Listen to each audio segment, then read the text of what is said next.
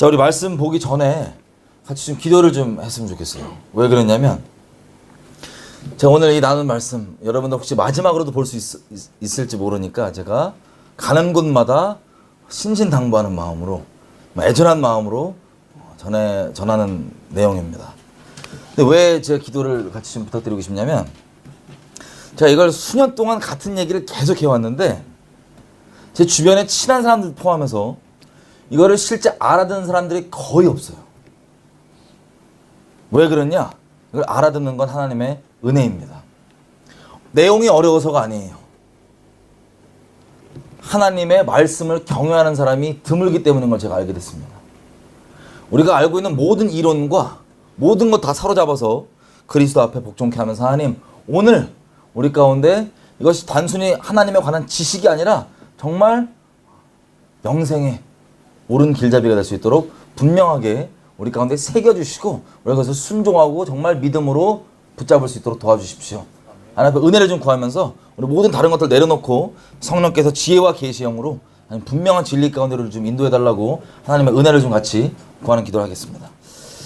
하나님, 오늘 저희가 이 내용을 나눌 때 아버지 구합니다. 이것이 단순히 하나님에 관해 알게 되는 지식으로 그치지 않고 엄청나게 우리가 알고 있던 것들과 상충되며 부딪히는 것들이 많을 텐데, 하나님, 우리가 씨름하고 모아둔 베레아 사람들처럼 그렇게 분명히 주님 앞에서 진리 가운데 설 수 있도록 하나님 은혜를 베풀어 주시고, 하나님 앞에 겸비한 마음을 허락하여 주십시오. 우리가 모든 이론을 다 사로잡아서 다 그리스도 앞에 다 파쇄하고 다 주님 앞에만 복종케 하며 나아가기 원하오니, 하나님 시대 가운데 우리를 분명히 붙잡아 주시고 주님 잘 따를 수 있도록 도와주십시오.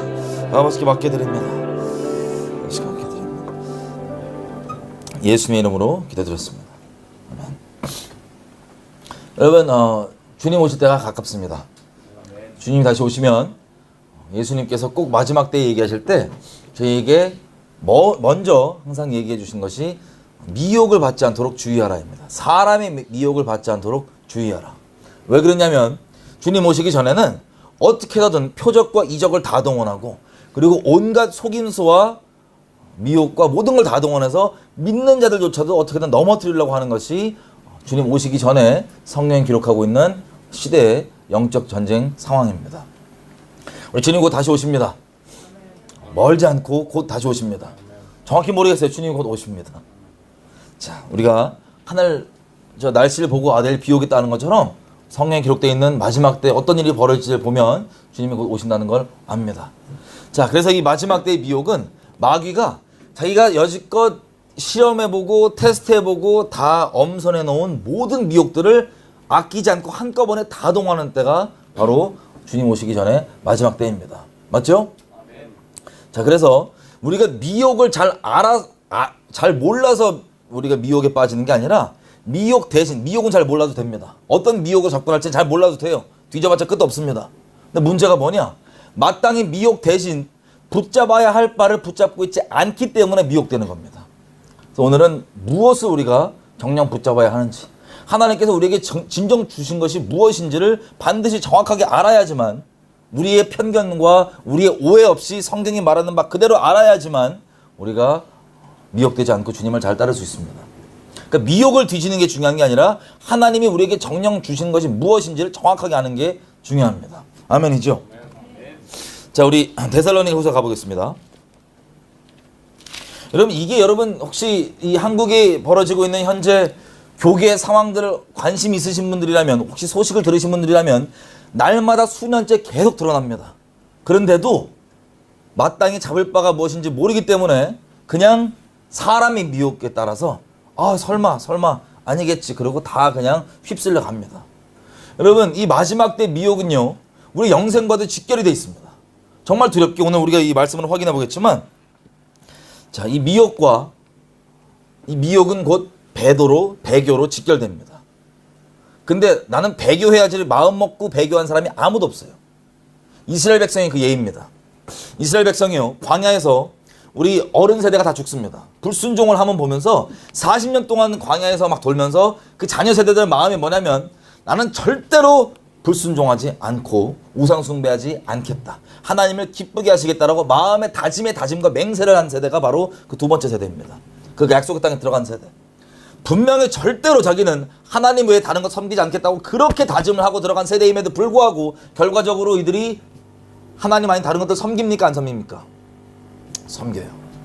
마찬가지로 하나님께서 친히 지혜를 주시고 은혜를 베푸셨던 솔로몬, 이게 왜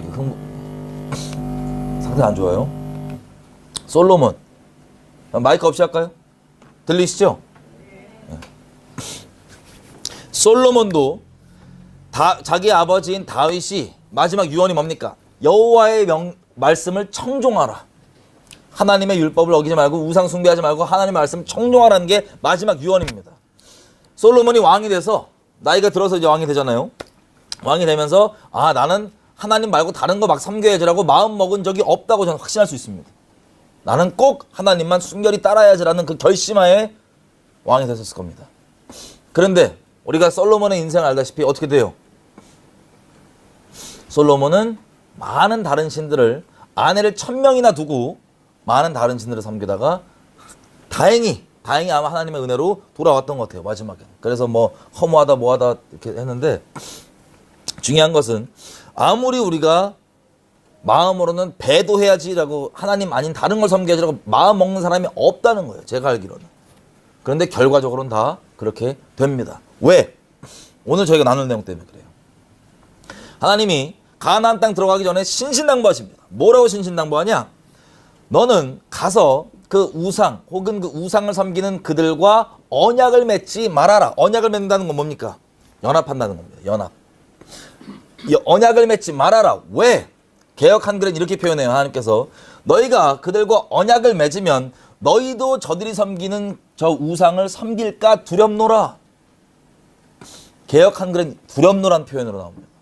하나님께서 그 정도로 걱정되실 정도면 이게 우리에게 만만한 겁니까? 아니면 심각한 겁니까?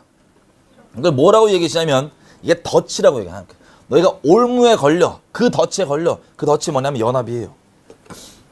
절대로 나는 하나님 아닌 다른 거 섬기지 않겠다고 하는 이 이스라엘 민족이 들어가서 아주 누룩처럼 그냥 뭐 합리적으로 너무 그렇게 과격하게 안 하고 합리적으로 그냥 내버려 두고 적당히 같이 공동체로 있지 뭐 라고 하는 그 연합이 하나님 선에서는 멍에를 같이 매지 말라 그러잖아요. 나귀와 저 소와 이거 같이 결의를 지지 말라 그러잖아요. 이유가 있습니다. 같이 못 가요. 같이 못 가요. 우리는 깊은 어둠에 있는 사람들에게 깊은 어둠까지 들어가서 진리를 전해야 됩니다. 그들이 주님께 나올 수 있도록. 근데 우리가 깊은 어둠 가운데 들어가서 진리의 증인이 되는 것과 깊은 어둠에 가서 그 어둠과 한 몸이 되는 거랑은 천국과 지옥 차이입니다. 근데 미묘하지만 이걸 잘 몰라요. 왜? 한 몸이 되고 그렇게 연합을 한다면 그거는 하나가 되는 겁니다. 깨끗한 물과 더러운 물이 하나가 되면 깨끗해지는 게 아니고요. 더러워집니다. 아주 심플해요. 오직 연합은 내가 그 사람과 뭘 맞춰갖고 연합하는 게 아니고 나건 그 사람이건 진리 대신 예수님께 순복돼 있으면 연합을 확인하는 겁니다. 예수님 안에만 연합이 있는 거예요. 아멘이죠? 우리 둘이 좀 기분 나빴지만 내가 참을게. 이게 인간적으로 훈훈해 보일 수 있어요. 눈물까지 흘릴 수 있습니다. 이게 연합이 아니고요. 예수님께 순복돼 있으면 전 세계 어느 나라 어느 교단 어떤 사람이든 그냥 서로 하나님의 동지이고 하나님의 지체인 몸된 지체인지 그냥 확인하고 아는 겁니다.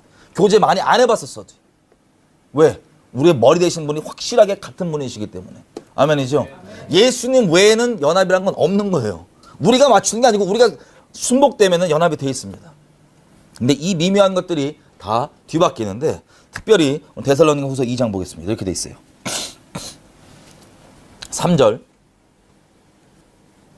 2장 3절 누가 아무렇게 하여도 너희가 미혹하지 말아라. 먼저 배도하는 일이 있고 저 불법의 사람 곧 멸망의 아들이 나타나기 전에는 이르지 아니하리니.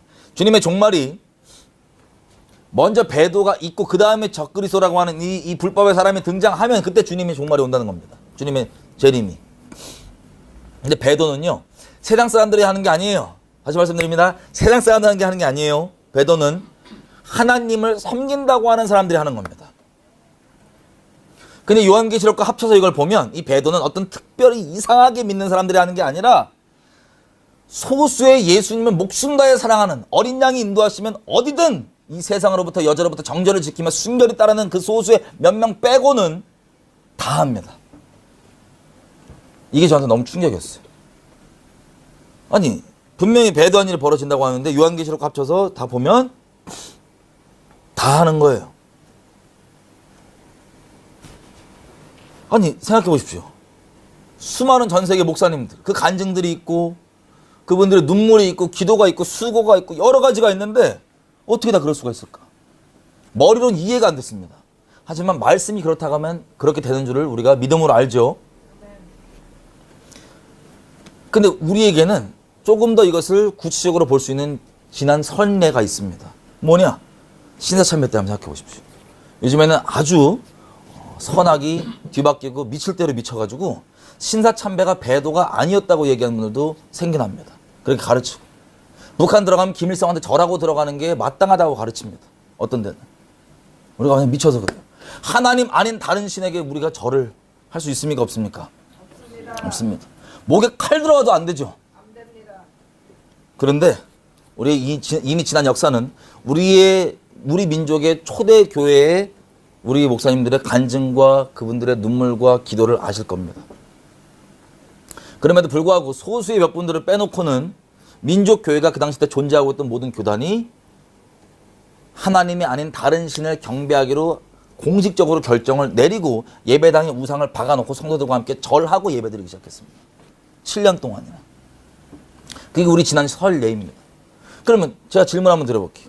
그 목사님들, 우리가 그 시대 때 그 목사님들 아는 사람이었다면 여러분들은 내가 아는 목사님이니까 저분은 절대 저러실 분이 아니야. 저분이 얼마나 하나님 사랑하고 얼마나 수고를 많이 하는데 얼마나 기도를 많이 하고 얼마나 말씀을 많이 하는데 저분이 잘못되지 않았을 거야 라고 하시면서 같이 우상에 절하시겠어요? 아니면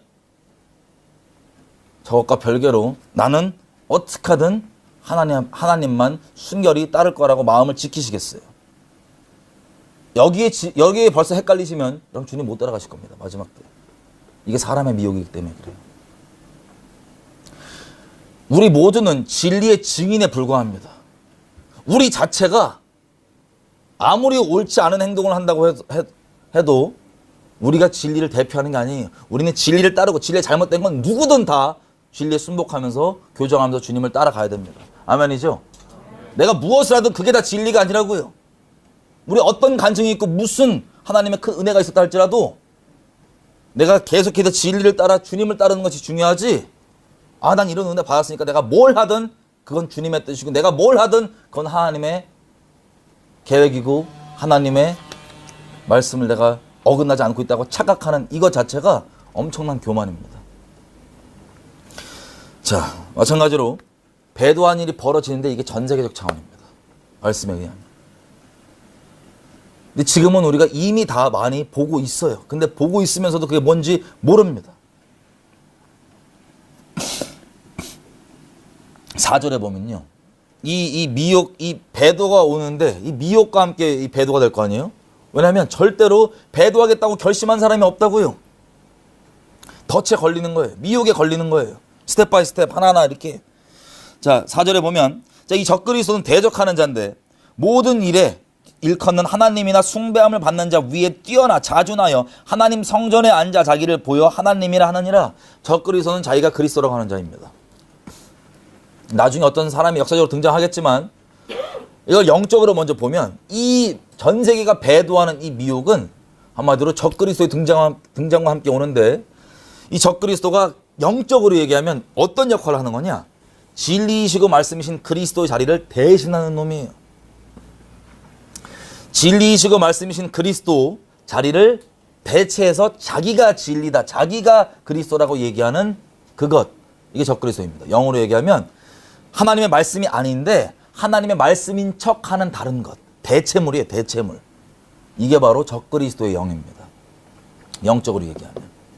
그러면 적그리스도도 마찬가지지만 등장하면 우리에게 절대 나쁘게 보이지 않습니다. 나쁘게 이거 하면 큰일 날 것 같아, 그렇게 보이지 않습니다. 당연히 제가 항상 이 말씀을 드려요. 마귀가 누군가를 쓰고 싶으면요, 마귀가 하나님 말고 기본 조건이 먼저 하세요. 착해 보여야 돼요. 인간적으로 흠이 없어야 돼요. 종교적으로도 흠이 없어야 돼요. 그러면 쓸 수 있습니다. 여러분 이단 사이비 교주들 뭐 크고 작은 것들 있죠. 주변에 거기 속해 있거나 사람들 만나서 얘기해 보면 다 뭐가 있냐? 우리 저 교주님인데 교주를 안 불러요. 우리 저분은 저럴 리가 없다는 거예요. 저렇게 열심히 하나님을 섬기고 저렇게 흠이 없고 저렇게 도덕적으로 완벽하고 저렇게 항상 말씀 보고 말씀을 잘 알고 맨날 기도하는데 그럴 리가 없다는 거예요. 이게 단편적인 사람의 미혹이라 할 수 있습니다. 그러니까 진리냐 아니냐보다 그냥 그 사람을 내가 보니까 내 기준에 흠이 없으니까 저건 괜찮은 거예요. 마찬가지로 적그리서도 절대 나쁜 얼굴로 안 옵니다. 인간적으로 착해야지 마귀가 쓸 수 있어요.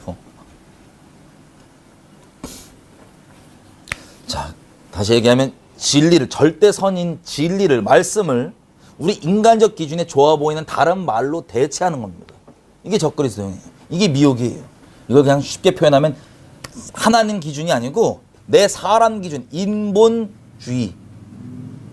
사람 듣기에 좋아 보이는 말로 진리를 대체하는 것. 그러면 진리가 정확히 뭔지 모르면 나쁜 소리로 오는 게 아니라 너무 좋은 소리로 들리는데 그게 마귀 소리예요. 우리를 지옥 보내는. 이게 미혹이기 때문에 다 속는 겁니다. 자, 그래서 이 10절을 보면 무섭게 이렇게 나와 있어요. 결론적으로 이거 속임을 당한다. 뭐 마귀가 와서 좋아 보이는 얼굴, 광명의 천사 얼굴 가장하고 표적과 이적, 기적까지 동원하고 별의별 걸 다 동원해요. 그리고 온갖 진짜 속임수와 거짓말 다 동원해서 이 미혹들을 우리에게 뿌리는데 이 미혹을 받는 사람들을 아주 가혹하게 하나님께서 뭐라고 얘기하시냐 이렇게 얘기합니다. 불의의 모든 속임으로 멸망하는 자들에게 임하는 것이다. 그 미혹이. 누구에게 임한다고요? 그 미혹되는 것 자체가 미혹에서 돌이키지 않는다면 결과적으로 그러면 멸망당하는 자들이라는 거예요.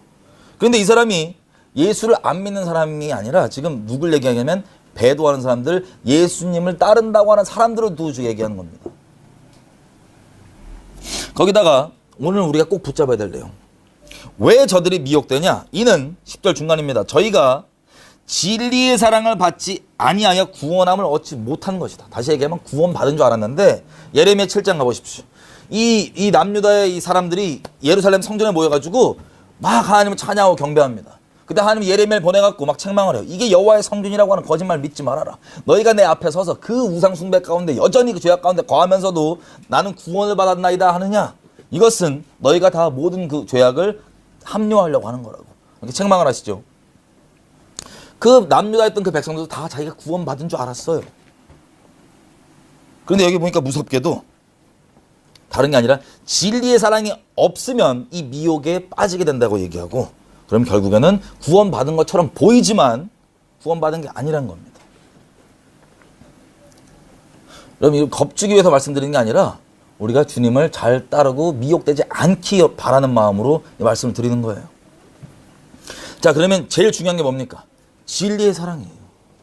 이거를 꼭 붙잡고 있으면 미혹 안 됩니다. 근데 이게 아니라 다른 사랑들. 왜 진리의 사랑이냐? 사랑의 종류가 너무 많아요, 세상에. 불륜도 사랑이잖아요, 요즘에. 여기 영국의 영화 옛날에 뭐였죠? 러브 액츄얼리. 보신 분 있어요? 거기 보면은 저 와갖고 이거 옛날에 한참 막 여자들이 보면 너무 로맨틱하다고. 불륜이에요. 불륜. 근데 그걸 로맨틱하게 러브 액츄얼리도 막 한 20년 전 영화인가요? 옛날 영화죠. 그런 식으로 야금야금 우리 가운데 불륜인데 그거를 좋게, 괜찮게, 로맨틱스럽게 점점점 접근해서 이제는 아예 사람들이 불륜조차도 사랑이라고까지 얘기합니다. 그게 사랑이래요. 또 지금 전 세계적으로 무슨 몸살을 앓고 있습니까? 동성욕. 남자가 남자를 보고 성욕이 불일 듯 일어난다고 기록되어 있는 이 끔찍한 말씀 가운데 세상에선 이 정욕을 뭐라고 얘기하냐면 사랑이래요. 동성애랍니다. 동성욕을 동성애라고 해요. 사랑이래요. 세상에 사랑이 별의별 게 다 사랑입니다. 어떤 요즘 젊은 방황하는 친구들 얘기해보면 원나잇 스탠드가 사랑이라고 얘기해요. 다 사랑의 정의가 다 틀려요. 근데 그런 잡다한 이상한 사랑들 말고 세상이 정의 내리는 각자가 이상하게 정의 내리는 그 사랑 말고 이 성경이 얘기하는 게 뭐냐면 진리의 사랑을 안 붙잡고 있으면 다 미혹된다는 거예요. 왜? 반드시 나쁜 이름으로 안 와요. 사랑의 이름으로 옵니다. 용서의 이름으로 오고요. 연합의 이름, 좋아 보이는 모든 간판을 다 동원해서 접근합니다. 저 여러분들을 주님에게서 떨어뜨리기 위해서. 그렇기 때문에 속는 거예요. 근데 진리의 사랑이 뭔지 알면, 우리가 진짜를 알면 가짜를 많이 뒤적거려 봐서 가짜를 아는 게 아니고 진짜를 알면 가짜가 딱 왔을 때 아닌 걸 아는 겁니다. 마치 위조 지폐하는 사람들 있잖아요. 위조지폐하는 사람은 가짜를 많이 뒤적거리는 게 아니라 진짜를 계속 만져요. 그러면 진짜가 이미 익숙해져 있고 너무 친밀하기 때문에 다른 가짜가 오면 그래서 아는 거지, 가짜를 많이 알아서 하는 게 아니라 진짜를 알면 되는 겁니다. 아멘이죠? 근데 진리의 사랑이 희귀해요. 세상은 말할 것도 없고 교회에서 희귀해요. 진리의 사랑을 얘기하면 대부분 못 알아듣고, 여기서 여러분들 포인트 잘 잡으셔야 됩니다. 여러분들이 만약에 오늘 확인해 보겠지만 알고 있는 게 진리의 사랑과 어긋나요. 성경이 말한 사랑과. 그럼 뭘 잡으시겠어요? 진리는 다수결이 아니에요. 아무리 많은 사람, 아무리 유명한 사람들이 그렇게 얘기하고 그렇게 한다 할지라도 그게 성경이 말하는 사랑과 틀리면 뭐가 맞는 겁니까? 성경이 맞는 거예요.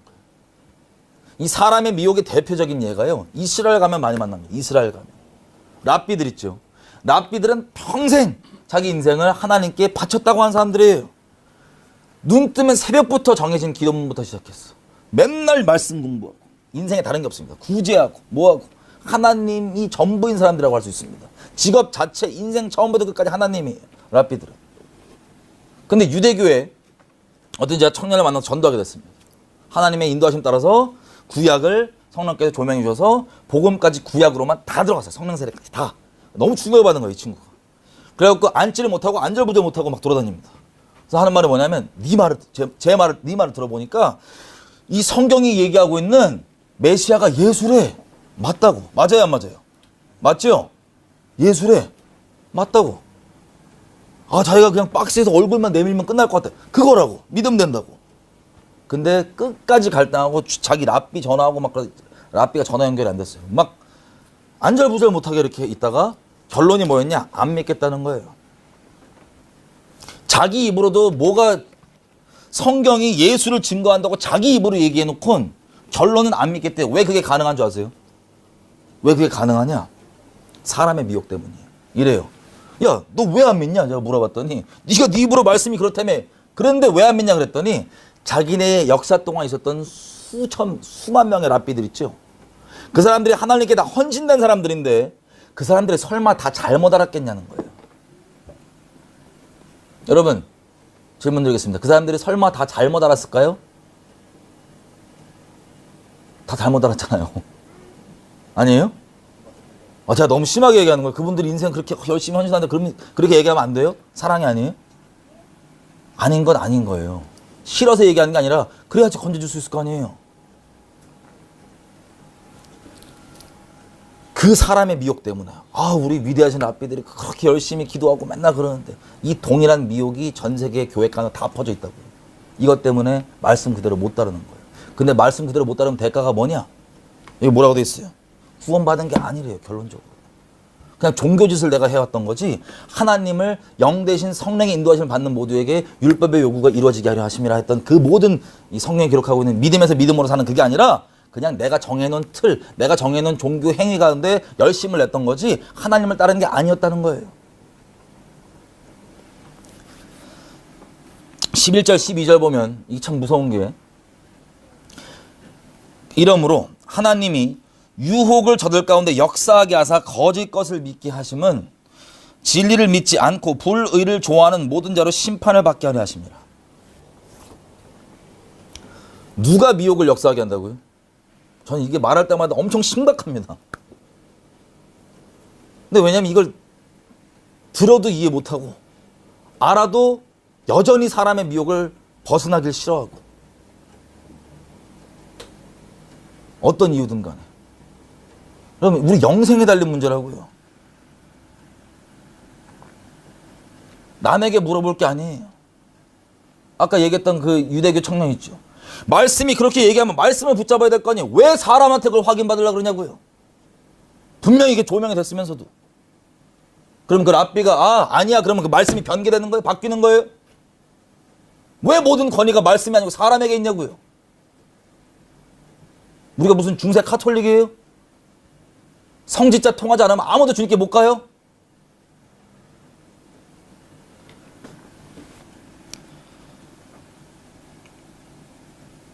하나님께서 유혹을 역사하게 하신다고 합니다.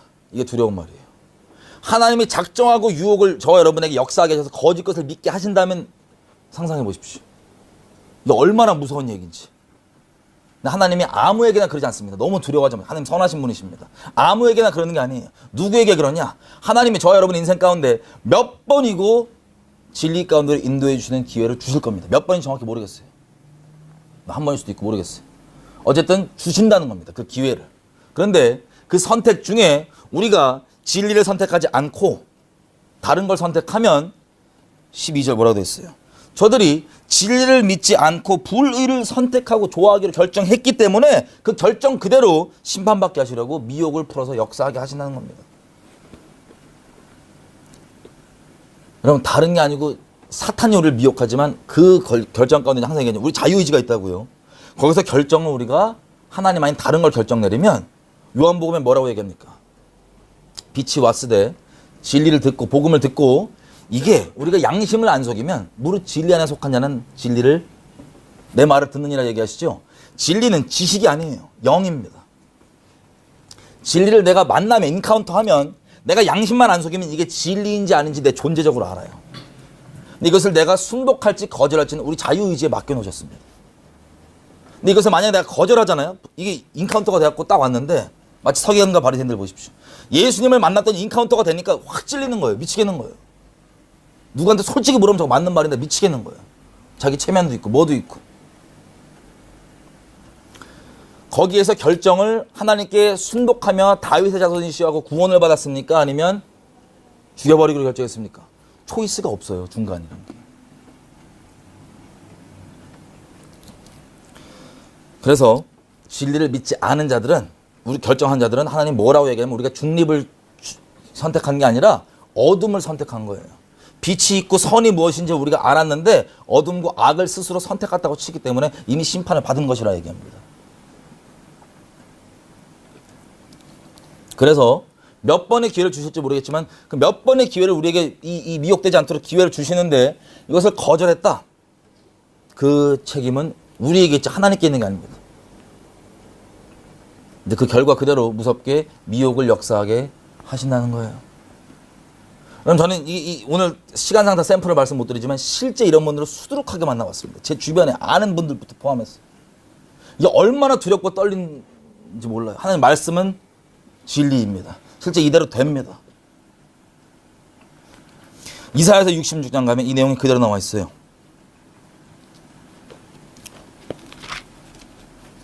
이사야서 66장 가면 2절이 이렇게 됐습니다. 중간부터 무릇 이 마음이 가난하고 심령이 통회하며 나의 말을 인하여 떠는 자 그 사람은 내가 권고하려니와. 그러니까 이 심령이 가난한 자가 누구냐면 하나님 말씀을 경외하는 자입니다. 그럼 하나님께서 챙겨주신대요. 그러니까 우리가 하나님만 두려워하기로 결정하고 하나님을 경외하는 분들이라면 두려워하지 마십시오. 하나님께서 챙겨주십니다. 이걸 다르게 표현하면 내가 하나님이 무엇을 명하시든 난 순종하기로 마음을 확정하신 분들이라면 두려워하지 마십시오. 하나님께서 우리 알아들을 수 있게 분명히 우리가 마음만 정해져 있다면 알아들을 때까지 말씀해 주시고 오래 참으시기 때문에 또 이분이 겸손하시기 때문에 알아들을 수 있을 때까지 말씀해 주시고 우리를 모든 진리 가운데로 인도해 주십니다. 아멘이죠? 근데 문제가 뭐냐면요. 3절이에요. 하나님을 경외하지 않으면서 종교의 모양은 다 갖춘 사람들이 만약에 있다. 3절에 보면 소 잡는 것 살인함 다름없고 어린 양 제다 드리는 것 개목 꺾음 다름없고 예물 드린다고 하지만 돼지 피 뿌린 거 다름없고 분향한다고 하면서 우상 찬송함과 다름이 없지 않은 그들은 자기 길을 택하며 그들의 마음은 가증한 것을 기뻐했기 때문에 4절 나도 무엇을 택하여 준대요? 유혹을 택하여서 그들에게 주며 왜 주냐? 그들이 무서워하는 것을 그들에게 임하게 하리니 이는 내가 불러도 대답하는 자가 없고 내가 말하여도 그들이 청종치 아니하고 오직 나의 눈앞에 악을 행하며 나의 기뻐하지 아니하는 것을 택하였음이니라. 종교의 모양이 있습니다. 배도는요. 세상 사람들이 아니라고 다시 말씀드립니다. 종교의 모양이 있어요. 종교의 흠이 없어 보일 수도 있습니다. 근데 그냥이 아니라 몇 번이고 기회를 주시지만 거기에 선택을 하나님의 음성을 청종하지 않고 거절하기로 결정한 자들에게 너희가 그렇게 선택했으니 나도 그럼 미혹을 너희에게 택하여 주겠다라고 하는 거예요. 그러니까 저 여러분들이 하나님의 말씀에 다른 걸 택하겠다는 마음이 있으신 분들은 두려워하셔야 됩니다. 오늘부로 그거 정리하셔야 돼요. 마음. 하지만 하나님만 무엇을 말씀하시든 순종했다고 마음 있는 분들은 두려워하지 마십시오. 하나님께서 모든 진리 가운데 인도해 주십니다. 챙겨 주십니다. 자, 5절에 보면 이게 또 무슨 문제가 있냐? 여호와의 말씀으로 인하여 떠는 자들 누구예요? 하나님이 기뻐하신 것들을 택하면서 따라가는 하나님의 경외한 자들 있죠. 야, 떠는 자들아, 그 말씀을 들어라. 이르시되 너희 형제가 너희를 미워하면 내 이름 때문에 너희를 쫓아내며 말하기를 여호와께서 영광을 나타내서 너희 기쁨을 우리에게 보이시기를 원하노라 하였지만 그들은 수치를 당할 것이라. 자, 하나님을 경외하면 누가 미워한대요? 누가 미워한대요? 형제들은 종교의 모양이 있을까요? 없을까요? 있습니다. 하나님의 말씀을 그렇게 붙잡고 따라가려고 하면 세상 사람들은 말할 것도 없고 누가 미워하고 핍박하냐? 우리 3절에 나와 있는 하나님을 경외하지 않지만 종교의 모양은 있는 분들이 핍박을 합니다. 요한복음 16장 15장 16장 보면 뭐라고 되어 있냐면 내가 선생으로서 무슨 꼴을 당하지 너희가 보았다. 만일 너희가 세상에 속하였으면 이런 어려움 안 겪는다. 하지만 너희가 내게 속하였기 때문에 너희도 말씀에 뭐라고 기록되어 있냐면 이 까닭 없이 나를 미워한다고 하는 그 말씀이 응하기 때문에 너희도 내 안에 속해 있다면 똑같이 미움을 받을 것인데 16장에 보면 1절부터 이렇게 되어 있어요. 자, 내가 이것을 너희에게 말해주는 이유가 있다. 1절이에요. 2절 사람들이 너희를 출회한다. 출회. 어디서 쫓아낸다는 소리예요? 그럼 주님 안에 똑바로 있으면 예수님 말씀 진리 맞죠? 어떻게 돼요? 쫓겨납니다, 여러분. 일부러 나 쫓아내서 이러지 마세요. 그냥 주님만 따르면 알아서 쫓겨나요. 근데 그 일이 벌어지면 왜 날 버렸지? 왜 우리 교단에서 날 버렸지? 왜 우리 저 교회에서 날 버렸지? 우울해하지 마세요. 하나님 이걸 얘기해 주신 이유가 있습니다. 그 일이 벌어진다는 거예요, 너희에게. 아까 우리 이사야서 66장 5절에 있는 그 말씀과 이어서 보십시오. 벌어진다는 거예요. 누가?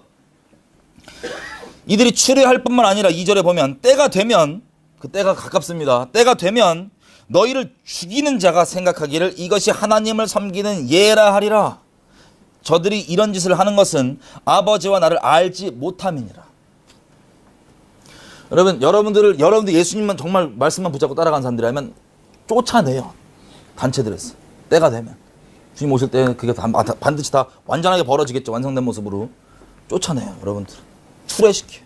교단에서 쫓아내든지 교회에서 쫓아내든지. 누가? 세상 사람들 아니에요. 하나님을 믿는다고 하는 사람들이.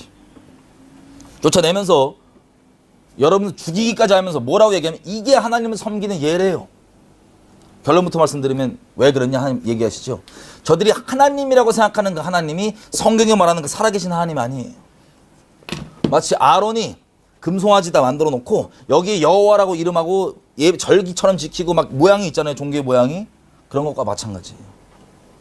기도도 하고 뭐 다 하는데 이름도 여호와인데 우리가 섬기는 이 성경에 말하는 살아계신 하나님이 아니고 각자가 마음속에 생각하는 다른 하나님이에요. 자기 인본주의 기준으로 만든 절대 선과 악.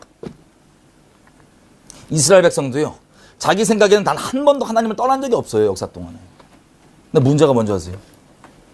성경에 말하는 거룩하신 그 하나님 말고 자기 생각에 만든 하나님을 계속 섬겼던 것뿐이에요.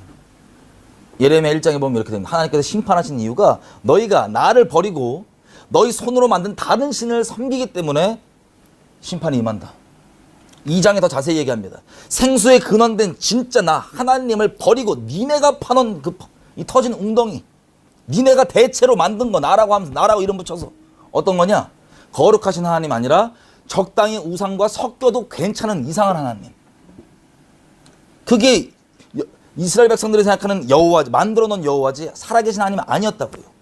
이런 다른 신을 섬겨, 이름은 여호와지만 만든 다른 신을 섬겨도 문제였지 이스라엘 백성 스스로는 하나님을 안 섬긴 적이 한 번도 없습니다. 자기 생각에. 근데 그 일이 동일하게 지금 벌어질까요? 안 벌어질까요? 말세의 거울이 되라고 하나님께서 가장 소중히 여기신 이스라엘이 그 일을 겪음에도 불구하고 꾹 참으시면서 말세에 있는 모든 열방이 우리가 똑바로 볼 수 있도록 말세의 거울이 돼서 그거 본받지 말라고 우리에게 이렇게 기록된 말씀을 허락해 주셨습니다. 이스라엘은 종말을요 몇 번 예표적으로 맞이했습니다. 바벨론에 끌려갈 때가 첫 번째 예표적인 종말이었고요. 완전 다 박살나는 거니까. 두 번째 예수님 오신 다음에 로마의 디도 장군이 쳐들어와서 그 박살나서 디아스포라 거의 2000년 가까이 끌려가는 그때가 두 번째 예고편적인 종말이었고 실제 종말이 이제 마지막으로 옵니다. 전 세계적으로.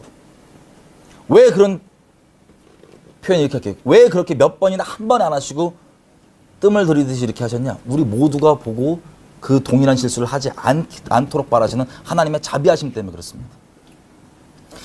자, 이들이 아버지와 나를 알지 못하기 때문에, 근데 아버지와 그 예수님의 이름으로 여러분들 죽이기까지 한다는 거예요. 다른 신이기 때문에. 우리가 섬기는 성경 그대로의 하나님이 아니라 인본적 기준으로 만들어진 다른 신이기 때문에 그렇습니다. 여러분 또 무서운 건 디모데후서 3장 보면요. 말세에 고통하는 때가 이르리니, 그리고 막 심령 안에 완전 뭉들어진 내용들 다 나옵니다. 3장에 보면 1절에 디모데후서 3장 1절 이렇게 시작합니다. 네가 이것을 알아라. 말세에 고통하는 때가 이르리니. 왜 고통하냐? 그 이유가 2절부터 나와요. 예수님이 마음에 있는 게 아니라 심령 가운데 온갖 썩어 문드러진 것들이 그대로 있기 때문에 그래요. 무정하고 돈선하고 원통함 풀지 않고 참소하고 절제하지 못하고 사납고 선한 거 좋아하지 않고 배반하고 팔고 조급하며 자고하며 쾌락 사랑하기를 하나님보다 더 사랑하고, 이것 때문에 고통을 받는데 문제가 있습니다. 이 내면은 지금 보니까 완전 썩어 문드러져 있잖아요. 근데 5절에 보면 내면은 썩어 문드러져 있는데 겉에는 아주 깨끗합니다. 5절. 이들이 무슨 모양이 있대요? 경건의 모양이 있대요. 경건의 모양은 있지만 무엇을 부인한다? 경건의 능력, 하나님의 거룩한 능력 자체인 그 말씀을 부인한다고 우리가 볼 수 있습니다. 하나님의 진리는 거부하면서 경건의 모양이 있으면 이거 뭐예요? 적그리스도 세력이에요. 대치되어 있거든요. 하나님의 말씀은 안 따르면서 경건의 모양으로 좋은 광명의 천사 간판을 갖고 있는데 진리가 아니라 다른 걸 따르고 있어요. 이 샘플이 뭔지 아세요? 아까 얘기했던 그 예표적인 종말, 서기관과 바리새인들이 있을 때 한번 우리가 그 시대로 돌아가 보세요. 여러분 그 시대 때 태어난 유대인이에요. 여러분들이. 그 당시 때 서기관과 바리새인들 지도자분들은 종교적 흠이 있을까요? 없을까요? 아예 없어요. 인간적으로 엄청난 존경과 우리의 칭송을 받으셔야지 종교적 흠, 도덕적 흠이 없으신 분들입니다. 지금 우리 있는 목사님들처럼 흠이 없어요. 종교적으로. 지극한 존경을 받으십니다. 어떻게 저런 분이. 그런데 문제는 아까 말씀드렸던 것처럼 경건의 모양은 확실한데 내면은 어떻게 돼 있어요? 하나님의 본체이신 예수님을 잡아 죽였던 분들입니다. 왜? 몇 번이고 예수님께서 가셔서 그 앞에 말씀을 전해주시고, 이 날카로운 양날검 같은 말씀이 육신 내신 분이니까 같이 있으면 그냥 찔리잖아요, 심령이. 그 찔릴 때 사도행전에 보면 베드로가 설교하니까 사람들이 찔립니다. 그때 우리 어떻게 되냐 물어봤을 때 회개하라 그랬더니 3,000명, 5,000명 막 성령 받고 그래요. 근데 이 사람들은, 이 서기관과 바리새인들은 분명히 찔려서 회개할 수 있도록, 우리가 하나님께 돌아올 수 있도록 주시는 기회예요, 이게. 근데 그것들을 찔리면서 주님 앞에 순복하고 회개하는 게 아니라 뭐예요? 외식을 끝까지 결정합니다. 그게 겉으로 볼 때는 누구도 흠이 없어 보이는 그런 완전하신 분들인데 종교적으로 예수님을 잡아 죽인 적그리스도 세력이에요, 영적으로. 여러분 이 일이 마지막 때 동일하게 반복될까요, 안 될까요? 이거 분명히 여러분 대답하셔야 돼요. 왜? 우리 그 시대에 살고 있어요. 여러분들이 지금 다 성령께서 열어 보여주실지 모르겠지만 여러분들은 그런 분들 수두룩하게 지금 보고 계시고 존경하고 계십니다. 사람을 하대하고 사람을 망령이라는 게 아니에요. 진리가 아닌 것에 대해서는 분명히 아니라고 여러분들이 알고 계시고 붙잡고 있어야 되고 미혹되지 않으셔야 됩니다. 그런데 단순히 저런 분이, 크게 유대인들이 대다수 메저리티가 예수님을 거절했어요. 공식적으로는 이스라엘의 왕으로 오신 메시아를 이스라엘 국가 차원에서 공식 거절해서 죽여버린 겁니다. 그 메저리티가 왜 그걸 따랐냐? 표적도 있고 기적도 있고 온갖 심령을 찔리는 말씀 다 있고 이스라엘이 다 들었는데 사람의 미혹. 저분들이 잘못될 리가 없어. 저분들이 잘못할 리가 없어. 이 동일한 일이 지금 현재 진행형으로 거의 완성된 모양으로 벌어지고 있습니다. 여러분 이거 심각하게 들으셔야 돼요. 저를 위해서, 저는 여러분들을 위해서, 여러분들의 영생을 위해서, 여러분 주변 영혼들과 함께 주님 안에 온전히 거해야 될 거 아니에요. 여러분 10년 가운데 막 열받고 그러시잖아요. 회개하시면 됩니다. 그 귀신이에요. 다른 기준들 막 들이대면서 열받을 수 있어요. 이해합니다. 왜 그러냐? 그 기준이 과연 성경에서 뭐라고 얘기해주는지 확인을 해보자. 그러면 우리가 줄여서 진리의 사랑만 딱 들어가 보겠습니다. 각자 사람이요. 포스트 모더니즘 시대에 우리가 살고 있다 보니까 선악이 뒤바뀌어 있는 게 우리 어렸을 때부터 그냥 우리 마음속에 들어와 있어요. 예를 들면 오직 예수라는 이 분명한 본질적인 진리 있죠. 침례를 받냐 세례 받냐 이런 부수적인 건 뭐 다툴 필요도 없고요. 오직 예수만 구원이냐 아니냐라고 하는 이 본질적 진리, 여기에 대해서 만약에 제가 논쟁이 붙었어요, 어떤 분과, 그러면 내가 논쟁을 하는 게 목적이 아니고 난 있는 그대로 얘기하는 것 뿐이에요. 예수 외에는 구원이 없다.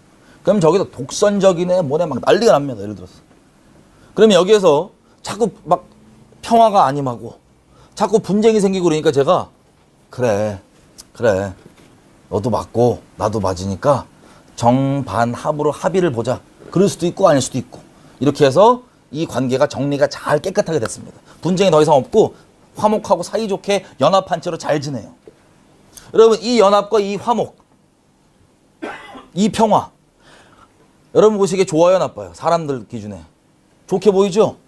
여기에는 사람들 인본적 기준에는요 사랑이 서로 있는 것 같고 서로 겸손한 것 같고 평화가 있는 것 같고 좋아 보입니다. 하지만 하나님 보시기엔 이거 어떨까요? 이런 교만이 어디 있어요? 하나님이 아니라면 아닌 거지 이런 교만이 어디 있어요? 하나님 앞에. 이게 사랑이에요? 이 사람 지옥 가면 어떡하려고? 오직 예수밖에 없는데 다른 거 뒤적거리다 지옥 가면 어떡하려고 그래요? 여러분 이런 식으로 하나님의 기준과 세상에 말하는 선악의 기준은 아예 달라요. 그 시대에 우리가 이미 태어나 있다고요. 근데 선악과를 먹은 죄인으로서, 선악과가 왜 선악과입니까? 이름이. 오직 유일한 선악의 기준은 살아계신 말씀이신 하나님이 기준이세요. 여호와 입에서 나온 말씀이 선악의 유일한 기준이에요. 아멘이죠? 아멘. 그래서 정형화되어 있는 게 아니라 우리가 살아있는 관계에서 주님을 따라가고 아는 겁니다. 우리가 정형화되어 있으면요, 아브라함에게 자식 주라 그러면 우리가 까불면서 이래요. 야, 저거 몰래죄사 아니냐고. 하나님의 살아있는 관계에 있는 사람만 선악을 분명히 알 수 있습니다. 아멘이죠? 아멘. 이게 영생이에요. 이 살아있는 관계 주님 쭉 따라가는 거. 여호와 입에서 나오는 것만이 선악의 유일한 기준입니다. 그런데 이 선악의 기준을 누가 재판하냐? 선악과를 먹었다는 건 내가 그 재판장 자리에 딱 앉아갖고 선악을 재판하는 거예요. 어떤 기준으로 할까요? 우리가 세상으로부터 이렇게 흡수해왔던 내가 속에 만들어져 있는 선악의 기준으로 재판을 합니다. 누구를? 사람들뿐만 아니라 하나님까지도 재판해요. 그래서 어떤 아이들은 단기 선교 어디 어려운 데 갔다 왔더니 하나님을 막 떠나요. 왜 그러냐? 단기 선교 가서 너무나 가난하고 너무나 힘든 상황들을 보고 이런 걸 내버려 두신 하나님 따위는 난 안 믿겠다는 거야. 그런 하나님은 나 안 믿어. 이런 말하는 거 들어보신 적 있으세요? 그런 하나님은 나 안 믿어. 이런 엄청난 교만. 하나님을 재판한다는 건 이런 거예요. 현실 속에서 그 자기 생각에 너무 어려워 보이는 그 상황을 보고 이런 걸 내버려 두시는 하나님은 안 믿겠다고 하나님 떠난다는 건 하나님을 자기 선악의 기준으로 재판을 딱 하는 겁니다. 하나님 올려놓고. 그리고 하나님을 지가 악하다고 낙인을 판결을 내려버린 거예요. 여러분 이게 죄성의 본질이에요. 그래서 이런 식으로 우리는 나중에 때 되면 갑자기 배도하는 게 아니에요. 마음속에 아까 이 예레미야 1장에서도 얘기했던 것처럼 각자가 세상으로부터 받아왔던 그 선악의 기준이 있죠. 하나님이라고 하는 건 다르게 얘기하면 절대 선의 자리입니다. 절대 선. absolute. 절대 선의 자리에 살아계신 하나님이 있는 게 아니라 뭐가 있냐면 내 안에 세상으로부터 내가 담아오고 흡수해서 만들어 놓은 그 선악의 기준. 그 하나님이, 다른 하나님이 있는 거예요. 그 다른 거를 붙잡고 계속 따라가기 때문에 결정적일 때 배도되어 있는 게 상태가 확인되고 드러나는 거지. 하나님 잘 따르다가 갑자기 배도하는 게 아닙니다. 이해가 되세요? 우리가 하나님을 처음부터 지식적으로 뭐 흠없이 완전하게 아는 사람은 없어요. 다만 우리 중심을, 인생을 주님께 드리고 성령의 인도하심을 받습니다. 성령께서 우리를 모든 진리 가운데로 인도해 주십니다. 그러면 차이점이 뭔지 아세요? 다 하나님에 대해 조금씩 오해가 있을 수 있지만 현실에서 하나님과 인카운터가 있습니다. 그러면 내가 헷갈릴 수도 있어요. 이거 뭐지? 그러면 함부로 하나님에 대해서 판결을 내리지 않고 겸손하게 하나님 앞에 나아갑니다. 하나님 헷갈립니다. 이게 뭐죠? 그러면 성령과 성경으로 확인받아서 내가 잘못 알고 있던 하나님을 온전하게 알게 되는 좋은 계기가 돼요. 하나님 안에 있는 자들에게. 가진 것이 더 풍성하게 됩니다. 하지만 가지지 않은 자들은 가졌다고 착각하는 것까지도 깨지는 상황이 바로 이런 때입니다. 이렇게 돼 있으면 겸손하게 하나님 말씀, 하나님 뭘까 이게? 그렇게 하나님 앞에 겸비하게 나가는 게 아니라 에이 이런 건 안 믿어. 이거 하나님 아니야. 그러면 그냥 그대로 끝나는 거예요. 마음속에 하나님을 섬기기보다는 그냥 하나님과의 잠깐 만지심도 있고 뭐 있었지만 중심으로 하나님 따르고 있던 게 아닌 거예요. 적당히 내가 주인 돼서 하나님 말씀 중에서도 내가 동의 되는 건 아멘으로 몇 개 받아주다가 동의 안 되면 그냥 아예 눈 감아버리든가 무시해버리든가 내가 주님이고 하나님은 이용해 먹는 거예요. 그냥. 그러면서 주여 하는 겁니다. 이 엄청난 차이. 그래서 계속해서 하나님 안에 있는 분들에게는 더더욱 풍성해지는 거 하나님과의 관계가. 날마다 뒤로 물러나지는 게 아니라 하나님께서 몰랐던 하나님 더 깊게 근데 이게 무슨 다른 하나님 아니라 성경에서 내가 미처 못 봤던 내가 미처 이해 못했던 이런 하나님 이런 마음이셨구나 이런 거였구나 등등등 모든 진리 가운데 인도가 됩니다. 이해되시죠? 하나님은 우리가 우리의 지혜로 이분을 알 수가 없어요. 다 우리의 생각과 우리가 마음속에 갖고 있는 잔뜩 돼 있는 프레임들이 있죠. 세상이 우리에게 제시해 놓은 프레임 안에서밖에 우리가 선택을 안 하거든요. 기본적인 마인드가 진리를 모르면.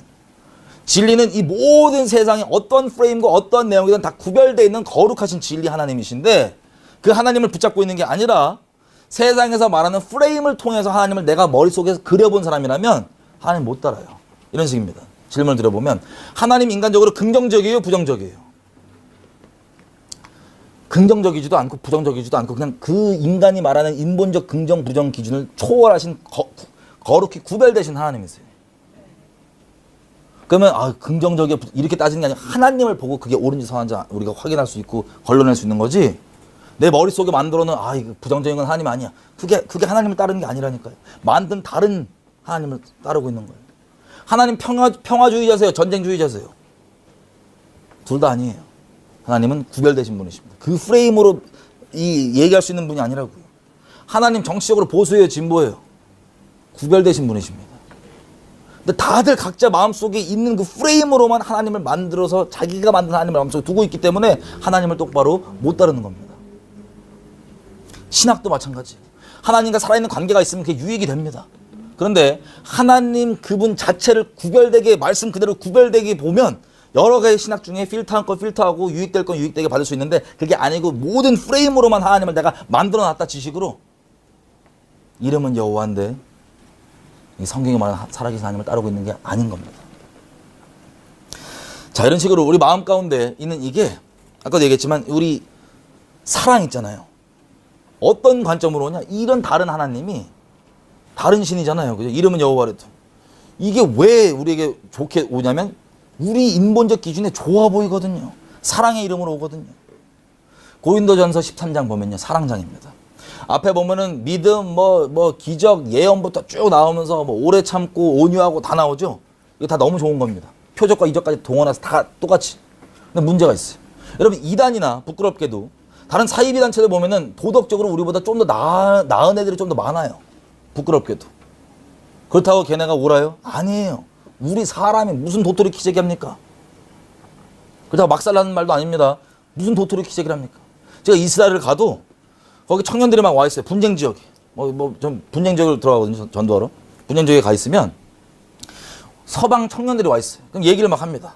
막 어쩌고저쩌고 얘기를 하면서 자기는 여기 젊음에 누가 안 알아줘도 젊음을 헌신해갖고 여기에 자기 비용 들여서 와서 여기 있음으로써 이 분쟁이 잘 안 일어나게 막을 수 있는 그런 어떤 매개체가 되니까 자기가 와 있는 거예요. 이거 인간적으로 볼 때 좋아요, 나빠요? 인간적으로 볼 때 참 귀하죠. 얘기를 하다가 저한테 물어봅니다. 너 뭐하러 왔니? 나 전도하러 왔는데. 그러면 바로 태도가 확 바뀌어요. 막 난리가 납니다, 저한테. 너 같은 놈 때문에 세상에 분쟁이 생긴다고. 너 같은 독선적인 놈 때문에 세상에 평화가 없다고. 세상 기준으로 볼 때 좋은 청년이 중심에 있는 진리를 위해요, 대적해요? 이게 적그리스도 세력이에요. 다시 말씀드려요. 적그리스도 세력은 나빠 보이는 놈들은 마귀가 통로를 잘 못 삼아요. 진짜 속이려면 인간적으로 좋아 보이는 관점이 있어야지만 속입니다. 옛날에 일본에서 저 지진 났을 때 있잖아요. 2011년도에. 그때 막 여진이 막 6점 몇 정도니까 땅이 막 흔들릴 정도였어요. 그때 많은 사람들이 일본을 막 빠져나왔습니다. 교회 건너고 다. 그때 하나님께 마음 주셔서 우리 이름 없는 몇 명 청년들과 같이 들어왔어요. 근데 거기에 이슬람, 이단, 그리고 이름 없는 전 세계 그리스도인들이 들어와 있습니다. 전도하려고. 자, 방사능 때문에 뭐 위험하다 뭐하다 그래서 다들 그래도 하나님 마음 주시니까 죽어도 된다는 마음으로 들어왔을 거 아니에요. 얼마나 귀합니까? 인간적으로 봤을 때, 종교적으로 봤을 때. 근데 거기서 저랑 어떤 미국에서 오신 무명의 그리스도인들이랑 한번 붙었어요. 제가 붙은 게 아니고 난 그냥 있는 그대로 얘기하는 거예요. 근데 승질이 엄청내요. 뭐 때문이냐? 로마서 1장에 남자가 남자를 보고 성욕이 부릴 듯 일어나면 이게 마음에 안 드는 거예요. 이 사람들이. 아니 이건 정욕 아니냐? 자, 아니래. 너 만나봤냐 그 사람? 만나봤냐? 얼마나 서로에게 신실하고 좋은데, 얼마나 착한데. 그러면서 이걸 동의 못한다고 저한테 난리를 치더라고. 독선적이라고. 그럼 생각해 보십시오. 종교적으로 흠이 없어 보여요. 이 사람은 얼마나 좋아 보입니까? 그 방사능 위험이 있어도 오고, 전도한다고 오고, 그리고 다 사람들 다 나가는데 오는 이 종교적으로 흠이 없어 보이는 이 사람들이 누가? 적그리스도 세력이에요. 제가 미워서 그 사람들 말씀드리는 게 아니라 정확하게 영적으로 얘기하면 이게 적그리스도 세력이에요. 이런 세력들을 쓸 수 있는 거예요. 여기에 다 미혹되는 거예요. 아, 저렇게까지 헌신하고 저렇게까지 하는 사람이 무슨 잘못된 길을 하겠냐? 상관없습니다. 진리가 아니면 그냥 아닌 거예요. 껍데기 아무리 좋아 보이는 스펙과 간판과 좋아 보이는 인간적 선이 있고 도덕이 있어도 그걸 진리로 만들어주는 게 아니라 진리가 아닌 건 아닌 거예요. 그래서 고린도전서 13장 보면 사랑에 대한 기록이 쫙 나오는데 다 좋습니다. 어떤 건 다른 이단들 우리보다 더 뛰어나 보여요. 부끄럽게도.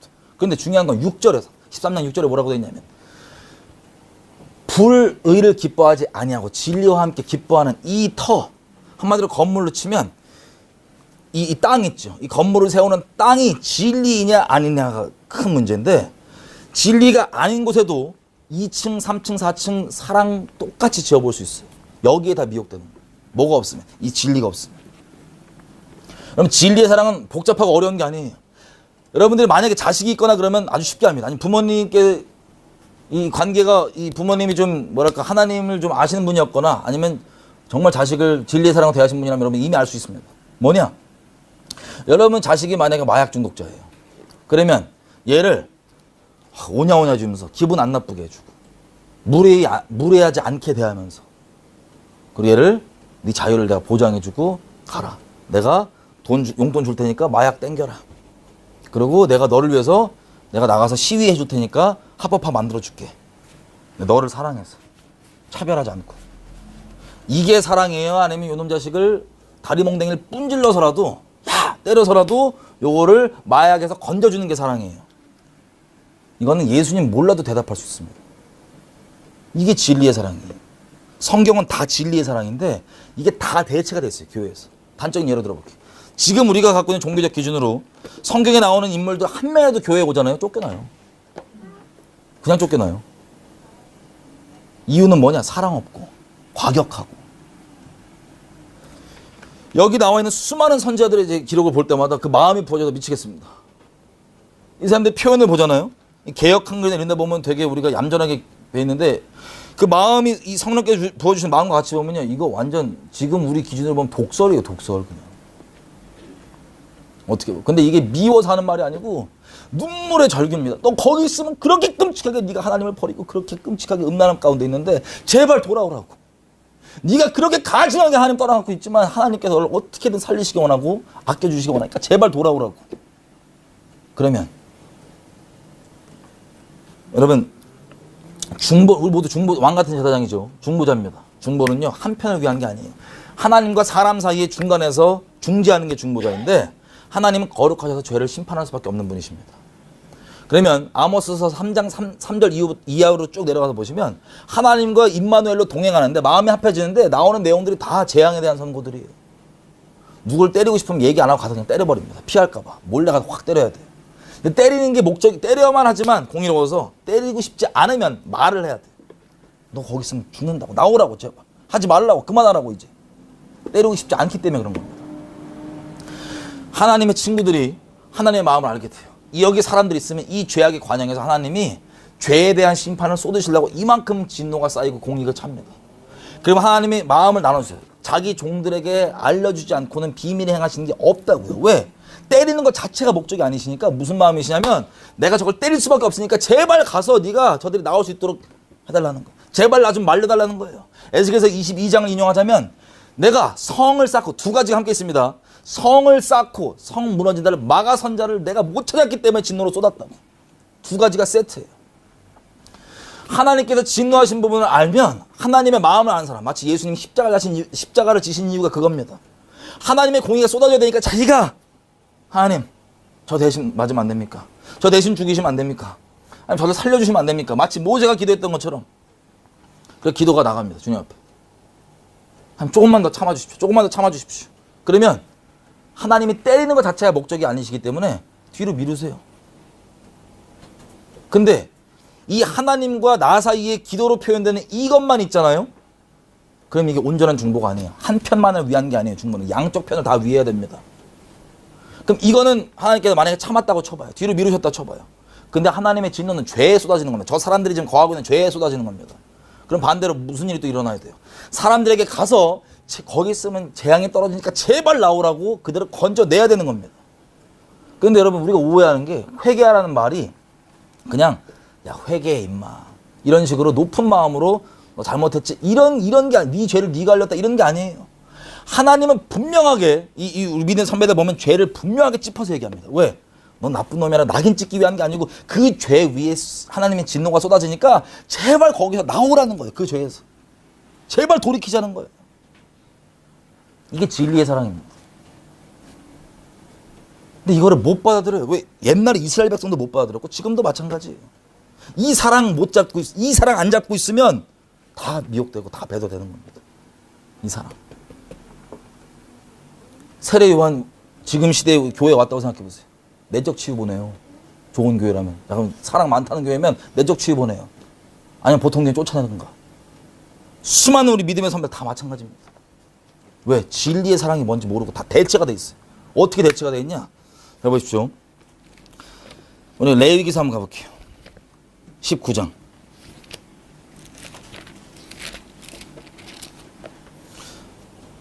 이미 이 진리를 이름은 같은데 다른 것과 뒤바꾸는 이 미혹의 역사, 적그리스도의 역사가 교회에 얼마나 가득한지 여러분 반드시 확인하시고 진짜를 붙잡으셔야 됩니다. 레위기 19장 17절, 18절. 레위기 19장 17절, 18절. 다 피셨나요? 다 피셨어요? 제가 읽겠습니다. 너는 너희 형제를 마음으로 미워하지 말며 이웃을 인하여 죄를 당하지 않도록 그를 반드시 뭐하래요? 책망하라. 원수 갚지 말고 동포를 원망하지 말고 이웃 사랑하기를 너의 몸과 같이 하라. 나는 여호와니라. 아멘. 여러분 이 마음이 이해가 되세요? 이웃이 죄악 가운데 있는 것을 미워하는 마음이 아니라 야 회개해 임마 이런 게 아니라 미워하지 않는 마음으로 그를 사랑하는 마음으로. 이게 이웃사랑이라고 다음 절에 표현하잖아요. 책망해서 죄에 빠지지 않도록 하라는 거예요. 이게 이웃 사랑하는 방법 중 하나입니다. 하나님께서 우리 명시해 놓은. 구약이니까 이런 게 아니에요. 하나님은 구약 신약 동일하신 분이십니다. 구약이니까 이런 게 아니에요. 우리 갈라디아서 한번 가보겠습니다. 갈라디아서.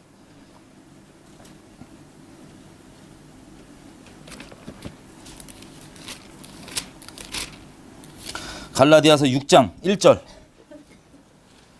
이 부분이 우리에게 눈이 많이 가려져 있습니다. 6장 1절.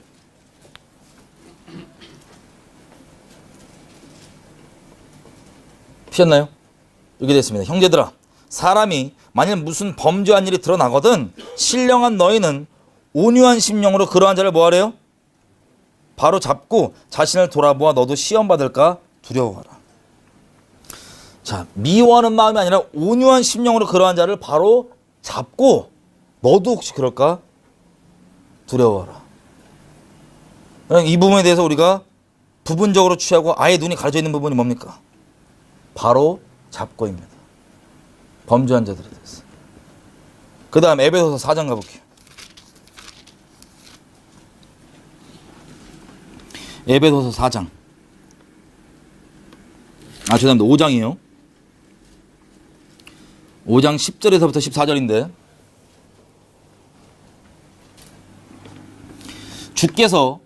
주께 기쁘시게 할 것이 무엇인가 시험하여 보라. 너희는 열매 없는 어둠의 일에 참여하지 말고 도리어 뭐 하라고요? 책망하라. 이 부분이 우리에게 가려져 있습니다. 왜? 진리의 사랑을 잃어버렸기 때문에. 그래서 이것을 책망하면 13절 책망받는 모든 것이 빛으로 나타나니 나타나지는 것마다 빛이라 깨어난다. 물론 거절할 사람들은 거절하겠지만 그게 책망받고 나 돌이켜야겠구나 돌이킨 사람들이 있는 거예요. 이 부분이 우리에게 가려져 있습니다. 왜 그랬냐? 고린도전서 5장 가볼게요.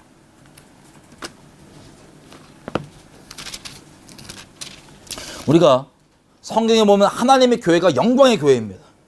세상이 감당 못하는 음부의 권세가 감히 감당 못하는 영광의 교회입니다. 가는 곳마다 어둠의 경관이 박살나야 됩니다. 그게 성경이 말하는 교회예요. 근데 우리가 어떻게 하다 이렇게 사교 집단처럼 돼버렸고 능력도 잃어버리고 영광도 잃어버리고 거룩도 잃어버리고 그리고 심지어 사람에게 밟혀서 땅에 밟히는 개독소를 듣게 됐냐? 뭐 여러 가지 원인이 있지만 여기 중에 우리가 보는 게 이겁니다. 고린도전서 5장 보면 이렇게 돼 있어요. 5장에 나오는 사람이 고린도 교회 사람인데 아버지의 아내, 그러니까 뭐 친엄마인지 새엄마인지 모르겠어요. 음행을 같이 하는 거예요. 이걸 교인들이 다 알아요. 교인들이.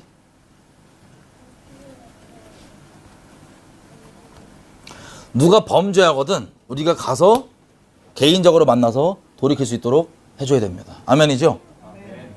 근데 만약에 그 사람이 돌이키면 우리 같이 주님 안에서 안 돌이켰는데 그냥 합의 봐갖고 서로 사이 좋은 게 아니라 주님 안에서 같이 연합돼서 같이 잘 가는 겁니다. 근데 만약 안 돌이킨다? 한 번 그냥 그치는 게 아니고 몇 명 같이 가서 돌이키자. 이런 죄 돌이키자라서 돌이키면 같이 진리 안에 연합, 우리 다 동일한 용서를 받은 사람이기 때문에 누가 뭐라 그래요. 돌이켜서 같이 진리 안에서 잘 가는 겁니다. 근데 그것도 안 들으면 온 교회가 얘기를 해줍니다. 근데 그걸 안 들으면 뭐라고 돼 있어요? 이방인처럼 여기고 쫓아내라고 돼 있어요. 왜 그러냐? 적은 누룩이 온덩이에 퍼집니다. 여기 이 고린도서 보면 뭐라고 돼 있냐면 이렇게 돼 있어요. 2절. 그런 범죄함을 너희가 한 애가 있다는데 그러하고도 너희가 오히려 교만하여져서 어찌하여 통한이 여기지 아니하고 그 일 행한 자를 너희 중에서 쫓아내지 아니하였느냐? 그런 범죄함이 교회에 있다 그러면 애통하고 통한이 여기고 그를 뭐 해야 돼요? 거기에 떠나지 않으면 쫓아내야 되는 거예요. 그 죄를 떠나지 않으면. 근데 바울은 뭐라고 하냐면 너희가 교만하여져 갖고 통한이 여기지도 않고 쫓아내지 않고 있다는 거예요. 무슨 얘기냐? 그를 품고 인간적 기준으로 품고 있는 걸 의롭고 사랑 많은 것으로 착각하며 있는 겁니다. 자기의 의로. 교만해 갖고. 하나님 말씀대로 말고 진리의 사랑 말고. 그래서 3절 보면 이렇게 됐어요. 바울이 실로 내가 몸으로는 떠나 있지만 영으로는 함께 있어서 거기 있는 것 같이 이 일 행한 자를 이미 뭐 했대요? 판단했대요. 여러분 교회에서 판단하면 돼요 안 돼요? 이게 완전 대체가 되어 있기 때문에 여러분 대답 못 하실 겁니다. 안 된다고 생각하실 거예요 무조건. 교회에서 판단하면 돼요 안 돼요? 지금 우리 보통 이런 일 벌어지면 네가 그 사람 만나봤어? 따지고 난리 납니다. 바울은 그 사람 만나봤어요 안 만나봤어요? 우리 기준으로 바울도 이상한 사람이에요. 우리 종교적 기준으로 지금 기준으로. 왜? 안 만나봤는데 영으로 판단했대 이미. 어머 판단했네 이렇게 나온다니까요. 바울도 우리가 쫓아내요 이상해서. 말씀대로 하는 건데.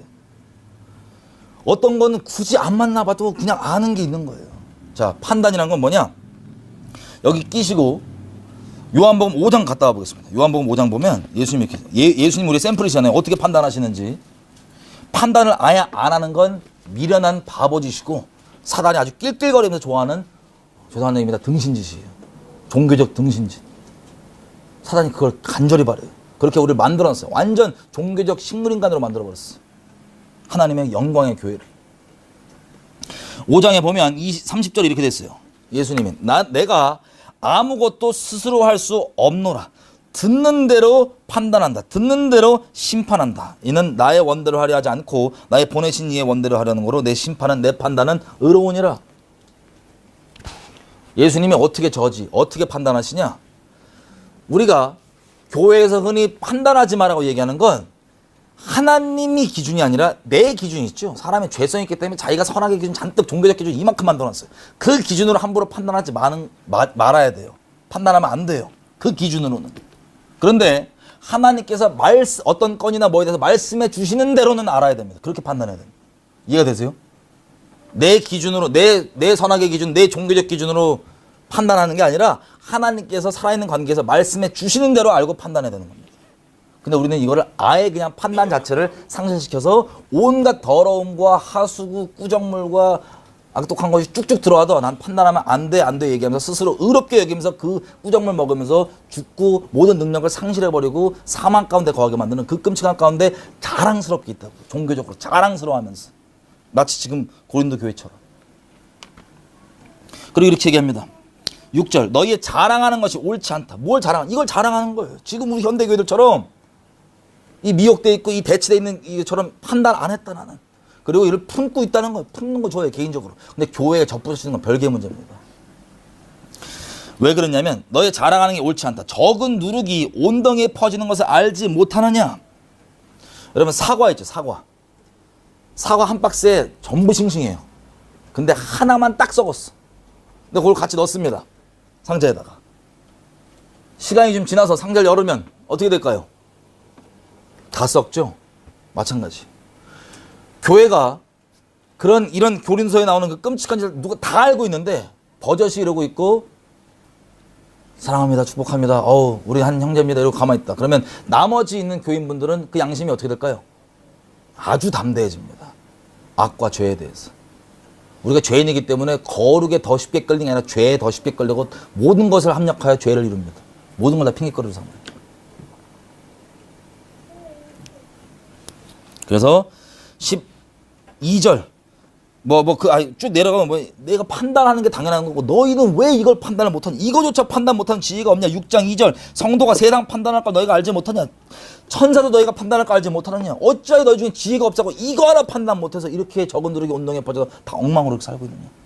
그러면서 통한이 여기는 게 아니라 그 잘못된 다른 사랑을 가지고 왜 스스로 의로워하고 있느냐. 이게 현대 교회 가운데 거룩과 능력을 상실한 이유 중에 큰 거예요. 진리의 사랑이 아니라 바뀐 사랑. 그리고 판단하지 마도 다르게 리플레이스, 대체돼 갖고 이 종교적으로 의로워하면서 하나님께서 사랑하신 교회를 완전히 엉망진창으로 만드는, 완전 땅에 짓밟혀도 괜찮은, 능력과 거룩을 상실해도 괜찮은, 그렇게 만들면서 스스로 의로워하는, 이게 전 세계 우리 대치되는 교회 중 하나, 교회들의 모습입니다. 일부입니다. 또 17장 가볼게요. 누가복음. 거의 끝났습니다. 제가 시간이 좀 길어지는데 누가복음 17장.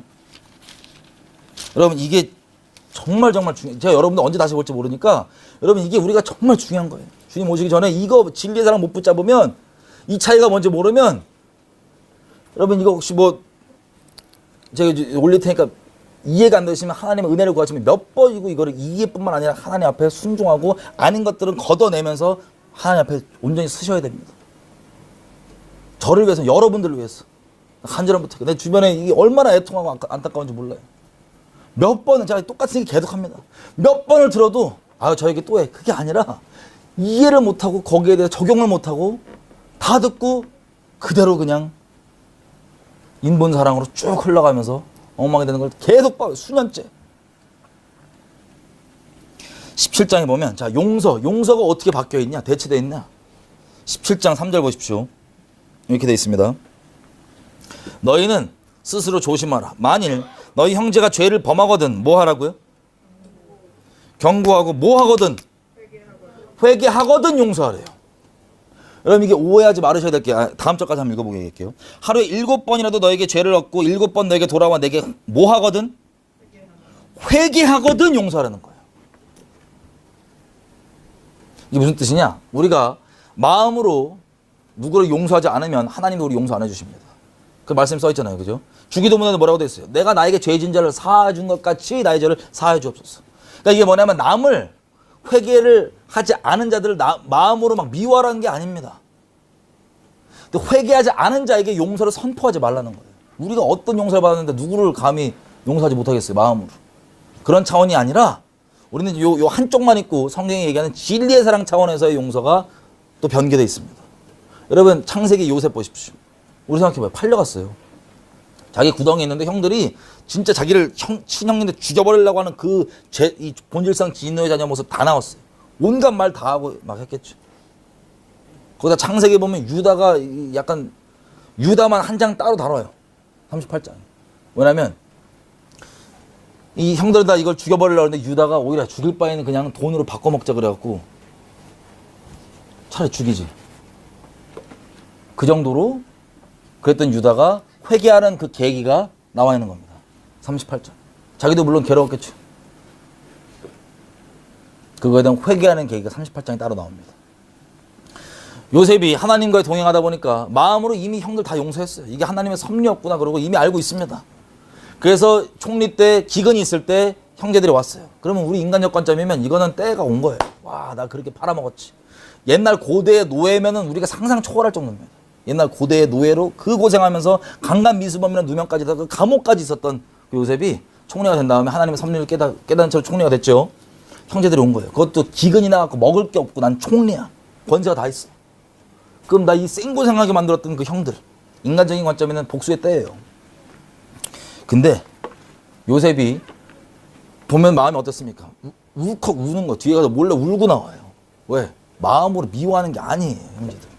하나님께서 이 섭리 가운데 우리 가족을 다 건져주시려고, 우리 뭐 증조 할아버지, 뭐 할아버지, 뭐 아브라함에게 얘기했던 그 약속 이루시려고 이렇게 했던 섭리 가운데 내가 있구나라고 그걸 알고 마음으로 이미 다 용서하고 있습니다. 근데 내가 요셉이라고 얘기하고 용서를 함부로 선포하지 않아요. 언제까지 기다리냐? 자기를 팔아먹었던 그 악한 형 유다 형의 회개가 확인되니까 그제서야 눈물 터뜨리면서 용서를 선언합니다.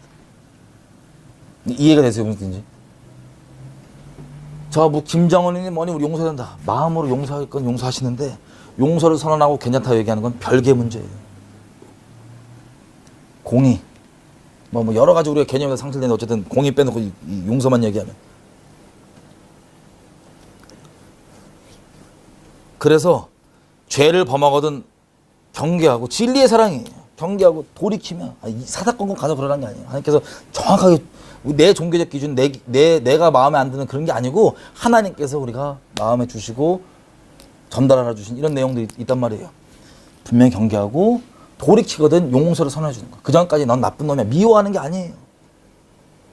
성경, 구약, 신약 다 얘기하는 것처럼 미워하지 않는 마음으로. 근데 이것이 우리가 상실되어 있습니다. 용서란 이름으로 모든 죄악과 더러움을 다 받아들이고 다 문대고 다 비벼서 막 그냥 섞여 있어요. 그것도 의롭게 여기고.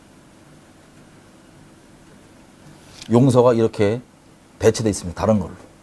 마지막으로 사랑을 정리하면 산상수훈 가보겠습니다. 마태복음 5장.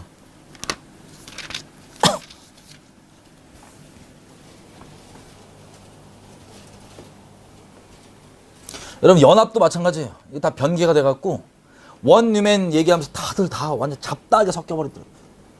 원뉴맨이 뭡니까? 이방인이건 유대인이건 진리 안에 속하면 진리에서 이게 하나 된 걸 얘기하는 건데 이건 뭐 어렵지도 않은 내용인데 그냥 완전 가정에게 있는 사람이건 뭐건 뭐 대한민국, 북한 정권 아무나 다 갖다 집어넣고 그냥 원뉴맨이래 무조건 다 섞어갖고 그게 배치되는 적그리스도의 미혹이에요. 인본주의의 미혹. 근데 이름은 연합이야. 이름은 좋아 보여. 여러분 이 미묘하게도요 하나님 아닌 다른 걸 우리가 마음에 두고 있잖아요. 하나님 자리에 어느 정도냐 이런 식이에요. 갈라디아서에 보면 성령의 열매라는 게 있습니다. 뭐 양선, 화평, 여러 가지 있잖아요. 그 중에서 한 가지 얘기해 볼게요. 우리가 주님을 추구하면 나오는 자연적으로 나오는 열매가 있습니다. 그런데 이 열매 자체가 나쁜 건 아니겠지만 미묘하게도 그 열매를 하나님 자리에 두잖아요. 이거 다른 신이에요. 화평 하나 얘기해 보면 자 예수님은 화평을 주러 온 게 아니라 검을 주러 오셨습니다. 그래서 분쟁이 생겨요. 왜? 영적 소속이 다르기 때문에 내가 진리의 증인으로 계속 서 있잖아요. 분쟁 자체가 목적은 아니에요. 내가 진리의 증인으로 서 있으면 내가 타협지 않고 이렇게 있으면 이 나와 소속이 달라서 진리 때문에 분쟁한 이분들에게 하나님의 때 하나님께서 이들에게 증거하면 이들이 진리 안에 돌아옵니다. 그러면 주님 안에서 화평이 생기는 거예요. 이게 하나님의 목적입니다. 그 분쟁이. 우리는 연병이에요. 소요를 일으키는 자예요. 아멘이세요? 진리의 증인이면 그게 벌어져요. 당연히. 근데 타협지 않고 있으면 그 사람들에게 하나님의 때에 진리가 증거돼서 그들이 회개하고 진리에 들어오면 그때 참된 연합이 있는 거라고. 내가 어거지로 만드는 인문적 연합이 아니고 주님 안에 있는 이미 완성돼 있는. 자 그런데 내가 만약에 여러분이 새로 예수님 믿었어요. 가정에서 혼자 처음 믿은 거야. 그럼 예수님 믿었다고 진리의 증인으로 서 있으면 집안에서 화평이 있어요? 아니면 분쟁 난리가 나요? 분쟁 난리가 납니다. 근데 제가 만약에 하나님 그분 자체가 아니라 평화를 하나님이라고 생각하고 하나님 자리에 두고 있잖아요. 그러면 당장은 티가 안 나요. 그게 다른 신인지. 언제 티가 나냐? 지금 진리의 사랑으로 가정에서 이렇게 치열하게 영적 전쟁 중에 있는 걸 딱 보고, 야, 하나님 저렇게 일 안 하셔. 저건 하나님이 아니야. 저렇게 무슨 분쟁을 일으키면서 하나님 평화야. 라고 얘기하는 미친 소리를 당당하게 할 수 있다고요. 그런 식으로 미미해 보이는 열매를 다 하나님 자리에 두고 있어요, 지금. 대표적인 뭐 공산주의예요. 대표적인 게. 지금 한국교회 완전 미쳐 돌아가는. 유명하다고 하는 목사님들까지 다 미쳐 돌아가는. 아주 유명한 신학대상 아예 대놓고 가르쳐요, 학부식한테. 애들한테. 공산주의가 성경적이라고. 왜? 적그리스도형이에요. 심플하게 얘기하면 만몬을 다 숭배합니다. 예수님 믿기 전까지. 그러니까 예수님이 산상수훈에도 유일하게 맞짱 대상으로 부르는 게 뭐냐면 만몬이에요. 네가 만몬 섬기든 나 섬기든 두 주인 같이 못 섬긴다. 광야에서도 그 난리 쳤던 게 뭐냐면 만몬이냐 하나님이냐 그 씨름이었던 거예요. 한마디로 얘기하자면. 먹고 사는 문제냐 하나님이냐. 이게 모두에게 정말 끝까지 붙잡고 있는 이 신인데 하나님 맞짱 대상으로 보는 여기서 벗어나는 방법은요. 체제가 바뀌거나 뭐 사회적 구조가 바뀌어야 되는 게 아니라 예수님을 목숨 다해 사랑하기로 결정하면 바뀌는 거예요. 예수님 나를 안고 일어섬과 나를 모든 걸 주관하시고 내 이분께 통째로 인생 드리고 다 먹이시고 다 입히시면 굶기시고 뭐 안 주신다 그럼 굶어 죽겠다고 결정하고 지금 따라가면 되는 거예요. 예수님 목숨 다해 사랑하고 예수님께 들어와야지만 마음먹 귀신 떠나가는 겁니다. 아멘이죠? 그런데 예수님이 유일한 답인데 어떻게 얘기하냐? 우리가 살고 있는 사회가 그냥 내버려 두면 자연적으로 서로 물건씩 교환하면서 자연적으로 어떤 게 형성되냐면 시장 경제가 형성돼. 자연적으로. 이게 자연이에요. 누가 일부러 세팅하는 게 아니고 판을 깔아주는 게 아니고 그냥 내버려 두면 되는 거예요. 근데 여기에 만몬을 사랑하다 보니까 안 좋은 일이 벌어질 수 있죠. 돈 사랑하면 일만하게 뿌리니까. 여기에다가 이것을 이 시스템을 자본주의라는 프레임을 딱 씌워요. 그 다음에 이걸 엄청 나쁜 내용을 다 얘기합니다. 물론 돈 사랑 때문에 일만하게 뿌리니 나쁘니까 나쁜 게 나올 수 있죠. 그것만 쭉 얘기합니다. 근데 그 답이 예수거든요. 근데 예수를 얘기하지 않고 우리가 프레임으로만 아니까 이것만 욕하면 다른 프레임을 대치적인 프레임을 그 사이에 뭐라고 부르냐. 대놓고 공산주의 하자 그러면 안 들으니까 공산주의 옆에 사회주의 옆에 냅두고 이것만 욕을 줄창합니다. 그러면 사람이 프레임으로만 살기 때문에 어디로 가요? 자동적으로 여기로 가는 거예요. 그리고 이 공산주의라는 게 뭐냐? 겉 간판은 이 만몬주의를 만몬 귀신을 아주 극단적으로 추구하게 만드는 게 공산주의인데 겉 간판은 좋아 보여요. 광명의 천사 간판이에요. 열매만 갖고 있어요. 사도행전에 보면 예수님을 딱 사랑하기로 결정하고 예수님께 나오니까는 만몬이 떠납니다. 그래서 어려운 사람 있으면 강제적으로 법으로 이거 안 하면 죽여 이래서가 아니고 자원하는 심령으로 자유의지가 그렇게 중요한 거예요. 자원하는 심령으로 각자가 나눠서 궁핍함이 없던 공동체였습니다. 자원하는 심령으로. 주님 안에 있으니까 나오게 된 열매죠. 이 열매만 딱 껍데기 갖고 가서 이렇게 하기 위해서 자원하긴 뭘 자원해. 그냥 있는 사람 다 뺏어도 돼. 너 돈 없지? 억울하지? 저놈만 돈 있지? 뺏어. 이거예요. 열매만 가지고 갖고 온. 이게 적그리스도형입니다. 심플하게 얘기해서. 여기에 다 섞고 있는 거예요. 다 대체가 돼 있기 때문에. 열매가 하나님 자리를 대신하고 있기 때문에. 미묘해 보이죠. 어쨌든 사랑을 정리하고 마치면 자 그러면 진리의 사랑 예수님이 결정판이시잖아요. 보세요. 5장 43절 원수 사랑한다 그래서 모든 죄와 악을 다 버무리고 섞기라는 게 절대 아닙니다. 성경은 우리가 너무나 변개하고 오해하고 다르게 알고 있어요. 종교적으로 너무나 바꿔놨습니다. 5장 43절 보면 또 너희 이웃을 사랑하고 너희 원수를 미워라 했다는 것을 너희가 들었지만 나는 너희에게 이르노니 너희 원수를 사랑하며 너희를 핍박하는 자를 위하여 뭐 하라고요? 기도하라. 예수님이요. 원수를 사랑하는 방법을 뭐라고 하냐면 그들을 위해서 기도해 주는 거예요. 근데 여기서 그치지 않고 우리가 아까 봤던 이웃을 사랑하는 사람과 사이에서 그 중보 있죠. 성을 쌓는 것. 성 무너지고 성 무너진다 막아서는 기도만 하는 거 말고 성을 쌓는 거. 사람과의 관계에서. 어차피 심판이 죄 위에 쏟아지니까. 예수님이 다니면서 서기관과 바리새인들 포함해서 죄를 책망합니까 안 합니까? 해요. 마태복음 23장만 보더라도 십자가 지시기 전에 아주 통렬하게 서기관과 바리새인들을 책망합니다. 그런 책망들 때문에 서기관과 바리새인들이 뭘 결정했냐면 예수님을 잡아 죽이기로 결정하는 거예요. 그래서 점점점. 그럼 예수님이 그걸 알까요 모를까요? 자기가 책망해서 그런다는 거 알까요 모를까요? 알아요. 이분이 왜 모르겠어요? 다 알아요. 근데 진리의 사랑으로 대하는 것. 왜냐면 그 전에 예수님의 영을 따랐던 그 전에 수많은 선자들이 그 동일하게 그 진리의 사랑으로 대하다가 돌 맞아 죽고 톱 잘려 죽고 막 그랬거든요. 그 선자들의 영의 본체이신 예수님께서 이걸 미워서가 아니에요. 이 마태복음 23장 보면 그걸 듣고 돌이킬 영혼들을 위해서 예수님께서 통렬하게 무슨 죄악인지 아주 구체적으로 얘기해 주십니다. 근데 한마디로 이런 것 때문에 죽는 거예요. 이것 때문에 죽는 거예요. 예수님께서.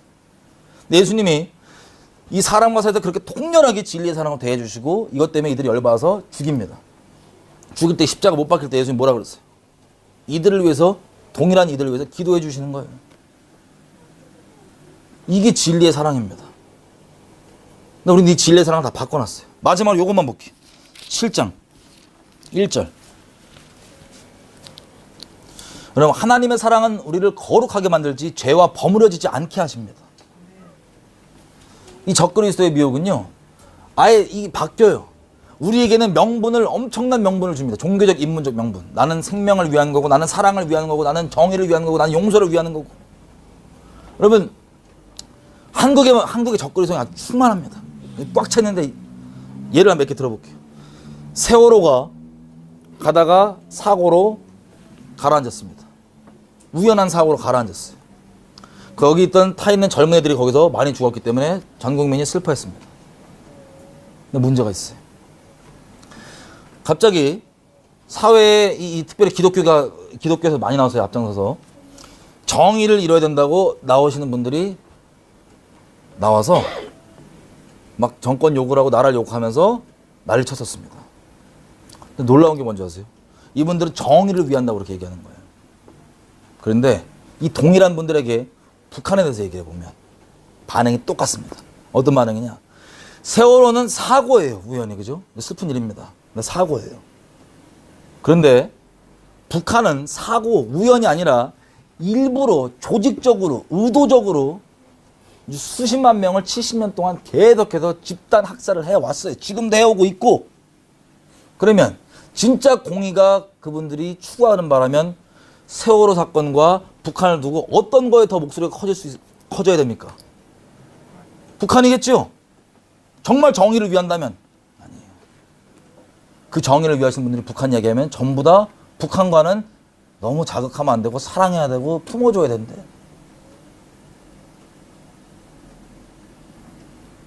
이게 적그리스도형이에요. 자기는 정의를 위한다고 착각하지만 하나님이 미워하는 걸 사랑하게 만들고 하나님께서 사랑하는 걸 미워하게 만드는, 선하게 완전 뒤바뀌어요. 왜? 적그리스도는 마귀 자식인데 다 선하게 보거든요. 선하게 뒤바뀌는 게 문제예요. 적그리스도는 이 미혹에 빠지면. 그러니까 이사야서 5장에 보면 흑암을 빛이라 그러고 빛을 어둠이라 그러고 선을 악이라고 얘기하는, 그게 왜 그러냐? 이 동일한 이 미혹들이 오기 때문에 그런 거예요. 인본적, 종교적. 또 유기견, 동물들 막 아껴야 된다는 분들이 있어요. 좋죠. 나쁜 건 아닐 수 있어요. 아, 생명 아껴야 되니까. 근데 다는 아니지만 대다수의 그 운동하는 분들이 낙태에 대해서 물어보면 낙태는 다 해야 된대요. 권리라고. 그럼 사람의 생명과 태아, 사람의 생명과 개의 생명 중에 굳이 따지면 뭐가 더 소중합니까? 확실하시죠? 그런데 생명을 위한다는 간판으로 개는 위하면서 내 자식은 죽여버려도 된다고 얘기하는, 이게 적그리스도형이에요. 전 세계 충만한. 자기는 그 좋아 보이는 열매와 명분을 추구하고 있다고 착각하게 만들면서 선하게 완전 뒤바뀌어 있는, 종교적으로 나는 의롭고 괜찮고 용서 잘하고 사랑하고 있다고 하면서도 악을 추구하고 있는, 하나님을 대적한지도 모르고, 이게 배도이고 이게 미혹입니다. 진리의 사랑 없어서 그런 거예요. 7장 마태복음 1절 보면 이렇게 돼 있어요. 잘하는 말씀이죠. 우리가 이것들 다 보았기 때문에 여러분들 정리가 오늘 딱 되실 겁니다. 7장 1절. 비판받지 않으려거든 비판하지 말라. 우리가 이 말씀 가지고 아무에게도 무슨 말도 안 하는 게 합당하고 맞는 거라고 우리가 여지까지 오해하고 있었습니다. 근데 그 다음 절부터 좀 읽어볼게요. 너희의 비판하는 그 비판으로 너희가 비판을 받을 것이고 너희의 헤아리는 그 헤아림으로 너희가 헤아림을 받을 것이니라. 어찌하여 형제의 눈 속에 있는 티는 보고 너의 눈 속에 있는 들보는 깨닫지 못하느냐. 여기까지 정리해보면 이거예요. 만약에 우리가 누구를 책망하거나 뭐라 그러면 그 동일한 기준으로 적용을 받는다는 거예요. 제가 만약에 음란한 가운데 있습니다. 예를 들어서 근데 음란하게 있는 사람 형제한테 가서 야 음란함 돌이키자고 막 얘기합니다. 그럼 형제가 맞아 그러고 돌이킬까요? 하나님을 경외하는 사람이라면 나에게 전달하는 그 메시지를 전달하는 사람이 어떤 사람이건 상관없이 그게 진리이면 내 심령에 찔리고 주님께 회개하고 돌이키겠지만 보통은 죄인인 사람들이 어떻게 반응하냐면 너는 너부터 회개해 임마 이렇게 나와요 안 나와요? 나와요. 네가 비판하라거든 너는 그 동일한 헤아림으로 헤아림을 받게 돼 있다. 그 동일한 비판으로 너에게 오게 돼 있다. 7장 3절 어찌하여 형제의 눈 속에 있는 티는 보고 너의 눈 속에 있는 들보는 깨닫지 못하냐.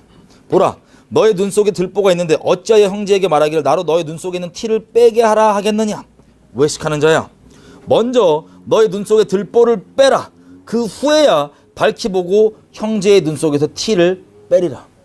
여러분 이 내용에 보니까 아무 말도 안 하고 가만히 있어라요? 아니면 네가 그를 진리의 사랑으로 여지껏 우리가 봤던 성경 전체의 내용 진리의 사랑으로 책망해주고 얘기해 주려면 너 동일한 이 죄에 대한 이것들로 적용받고 그들이 회개하기보단 그걸 먼저 사람의 존재가 죄인이기 때문에요. 누가 회개의 메시지를 전하거나 이러면 찔리면 뭘 하냐 회개하면 참 좋겠는데 회개 안 하고 그 메신저를 죽여버리려고 틈을 봐요. 계속 저는 무슨 잘못이냐 뭐가 흠인가 그래야지 자기가 살거든요. 이 죄성의 생존 본능입니다. 어떻게든 내가 회개 안 해야 되는 핑계거리를 만들어야 되는 거예요. 불쌍하게도. 마찬가지로 우리가 진리의 사랑으로 대하면 물론 경외하면 다 뭐 나의 부족함이고 뭐 상관없이 다 순종하고 따르겠지만 회개하고 따르겠지만 악착같이 뭘 찾냐면 그러면 너는 이거 나오는 거예요. 그렇게 동일하게 헤아림을 받기 때문에 너 먼저 빼고 가만히 있어요? 아니면 그 다음에 도와주라는 거예요. 형제를. 5절 보니까 가만히 있어라 아니고 너 먼저 정결하게 하고 그 다음에 진리의 사랑으로 대하라는 겁니다. 근데 그 다음에 6절에 보면 예수님께 팁을 주시죠. 그렇게 되면 거룩한 것을 개에게 주지 말고 너희 진주를 돼지 앞에 던지지 말라. 저희가 그것을 발로 밟고 돌이켜 너희를 찢어 상할까 염려하노라. 그렇게 너희가 온전히 진리의 사랑으로 대해도 그런 욕으로 갚는 일들이 있기 때문에 하나님께서 당부의 말씀을 주시는 거예요. 이해가 되세요? 비판하지 말라고 하는 이 내용 전체 내용이 뭐냐면 아무 말도 하지 말라는 게 아니고 우리가 여지껏 얘기했던 건 진리의 사랑 대해줄 때 네가 먼저 온전히 안 돼 있으면 그 틈이 있으면 더 그게 안 되기 때문에 너가 먼저 정결하게 정리하고 그 다음에 그렇게 해줘야 네가 진정으로 그 형제를 도와줄 수가 있다는 내용입니다. 여러분 이 진리의 사랑이 혹은 어떤 이름이든 정의, 용서, 연합 어떠한 이름이든 이름은 같은데 그게 성경적이지 않는 다른 것들로 대체가 되어 있는 게 우리가 지금 살고 있는 현실입니다. 그럼 지금 한번 돌아보십시오. 우리가 신앙생활을 한다고 하지만 얼마나 다른 걸 갖고 있나. 여러분 우리는요 이상한 도 많이 닦아갖고 이 스님처럼 막 아무 감정 없어지는 무의 경지에 이르는 아무 무념의 경지에 이르는 그런 게 하나님께서 우리를 바라시는 게 아니에요. 하나님이 미워하시는 것 미워하고 하나님이 사랑하는 것 사랑하고 하나님이 기뻐하시는 것 때문에 같이 기뻐하고 하나님과 마음이 하나가 되는 사람을 원하는 겁니다.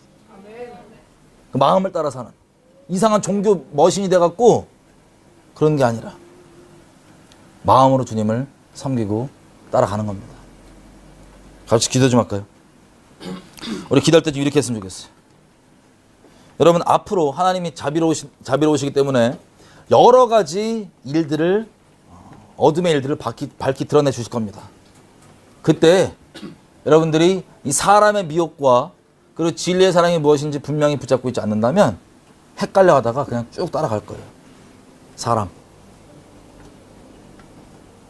예를 들어서 현재 한국교회에 진리가 아니라 김일성의 가르침을 수십 년째 뿌려오는 걸 제가 확인했습니다. 지금 시각적인 팩트로 확인했어요. 그럼 여러분 하나님의 진리로 거룩해야 되는 이 하나님의 순결한 신분 교회가 온갖 다른 잡다한 인본주의와 공산주의와 김일성의 그 귀신의 가르침들로 막 들어와서 완전히 버무려지고 더러워지고 변질되는 영적으로 얘기하면 순결한 신부가 아니라 창녀가 돼버렸어. 그렇게 만드신 분들이 만약에 있다고 쳐봐. 있어요. 아주 유명하신 분들. 그런 것들이 드러나면 여러분들 마음이 어떠세요? 내가 너무 슬픈 게 말 그대로 모기는 뱉어내면서 하루살이는 뱉어내면서 낙타는 삼켜버려요. 하나님의 교회가 그 엉망이 되어 있는데 그걸 애통하게 생각하고 나아갈 생각을 안 하고 저 존경받으신 분 왜 뭐라 그러냐고 자기는 판단 안 하고 정죄 안 한다. 이 비참하게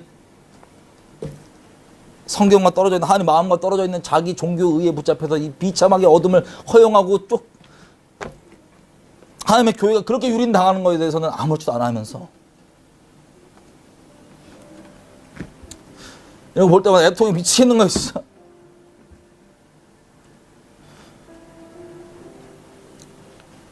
주님 곧 오십니다. 주님 오실 때 그 전에 내가 다시 왔을 때 이 땅에서 믿음을 볼 수 있겠느냐. 이 진리의 사랑을 우리가 붙잡지 않잖아요. 그럼 다른 게 대체가 되는 거죠. 우리가 중립에 아무것도 안 들고 있는 게 아니라, 안 두고 있는 게 반드시 다른 게 대체가 됩니다. 하나님, 나를 모든 진리 가운데 인도해 주십시오. 내가 마음에서부터 지식에서부터 새롭게 하심을 입게 해주시고, 하나님, 내가 정말 하나님 순결하게 따를 수 있게 도와주세요. 그 남들을 정말 미워하고 그런 게 아니라 하나님의 진리의 사랑으로 남들이 다 이해 안 해줘도, 추례당하고 쫓겨나도 하나님 말씀 그대로니까, 하나님, 나 주님 따를 수 있게 도와주세요. 하나님께 나를 그렇게 진리의 사랑을 해주셨으니까. 요한계시록 교회 보십시오. 예수님 이름 때문에 그렇게 죽어나가는데, 예수님에게 교회는 자기 목숨보다 더 소중한 자기 신부예요. 자기 이름 때문에 그렇게 죽어나가는데 뭐라고 얘기합니까? 힘을 내라고. 내가 무릇 사랑하는 자를 책망한다. 힘을 내라. 회개해라. 너 거기 있으면 끝장나니까 제발 내게 오라고 하던 이 그리스도의 진리의 사랑, 우리의 전부가 되게 해주십시오. 아니면 그걸 우리가 붙잡고 따라갈 수 있도록, 우리가 다른 사랑 붙잡지 않고, 아니 다른 은혜 구하지 않고, 다른 하나님 말고 주님만 따를 수 있게 도와주십시오. 하나님, 주님만 사랑하겠습니다. 아버지, 부족하고 연약하지만 주님 나 붙잡아 주십시오. 하나님, 우리 주여 한번 외치고 우리 회개하며 기도하시겠습니다. 주여, 아직까 우리가 다른 사랑, 다른 것들 갖고 스스로 의로했던 것들이 있다면, 우리가 돌이킴에 회개하며 가기 원합니다. 우리를 모든 진리 가운데 인도해 주시고, 구하는 것은 이 진리가 아니고 누가 어떻게 거룩하게 될 수 있겠습니까? 인본적으로 그럴싸해 보이고, 인본적으로 괜찮아 보이는 말들이 우리를 더럽게 만들지, 우리를 정결하게 만들지 못합니다. 하나님의 진리만이 우리를 거룩하게 할 수 있음을 고백합니다. 하나님, 우리 가운데 다른 대체되어 있는 수많은 개념들을 붙잡고 스스로 높은 마음 갖고 있는 게 있다면, 어머니 회개하오니 불쌍히 해주시고 다 털어내 주십시오. 주님만 순결히 달 수 있도록 도와주십시오. 하나님,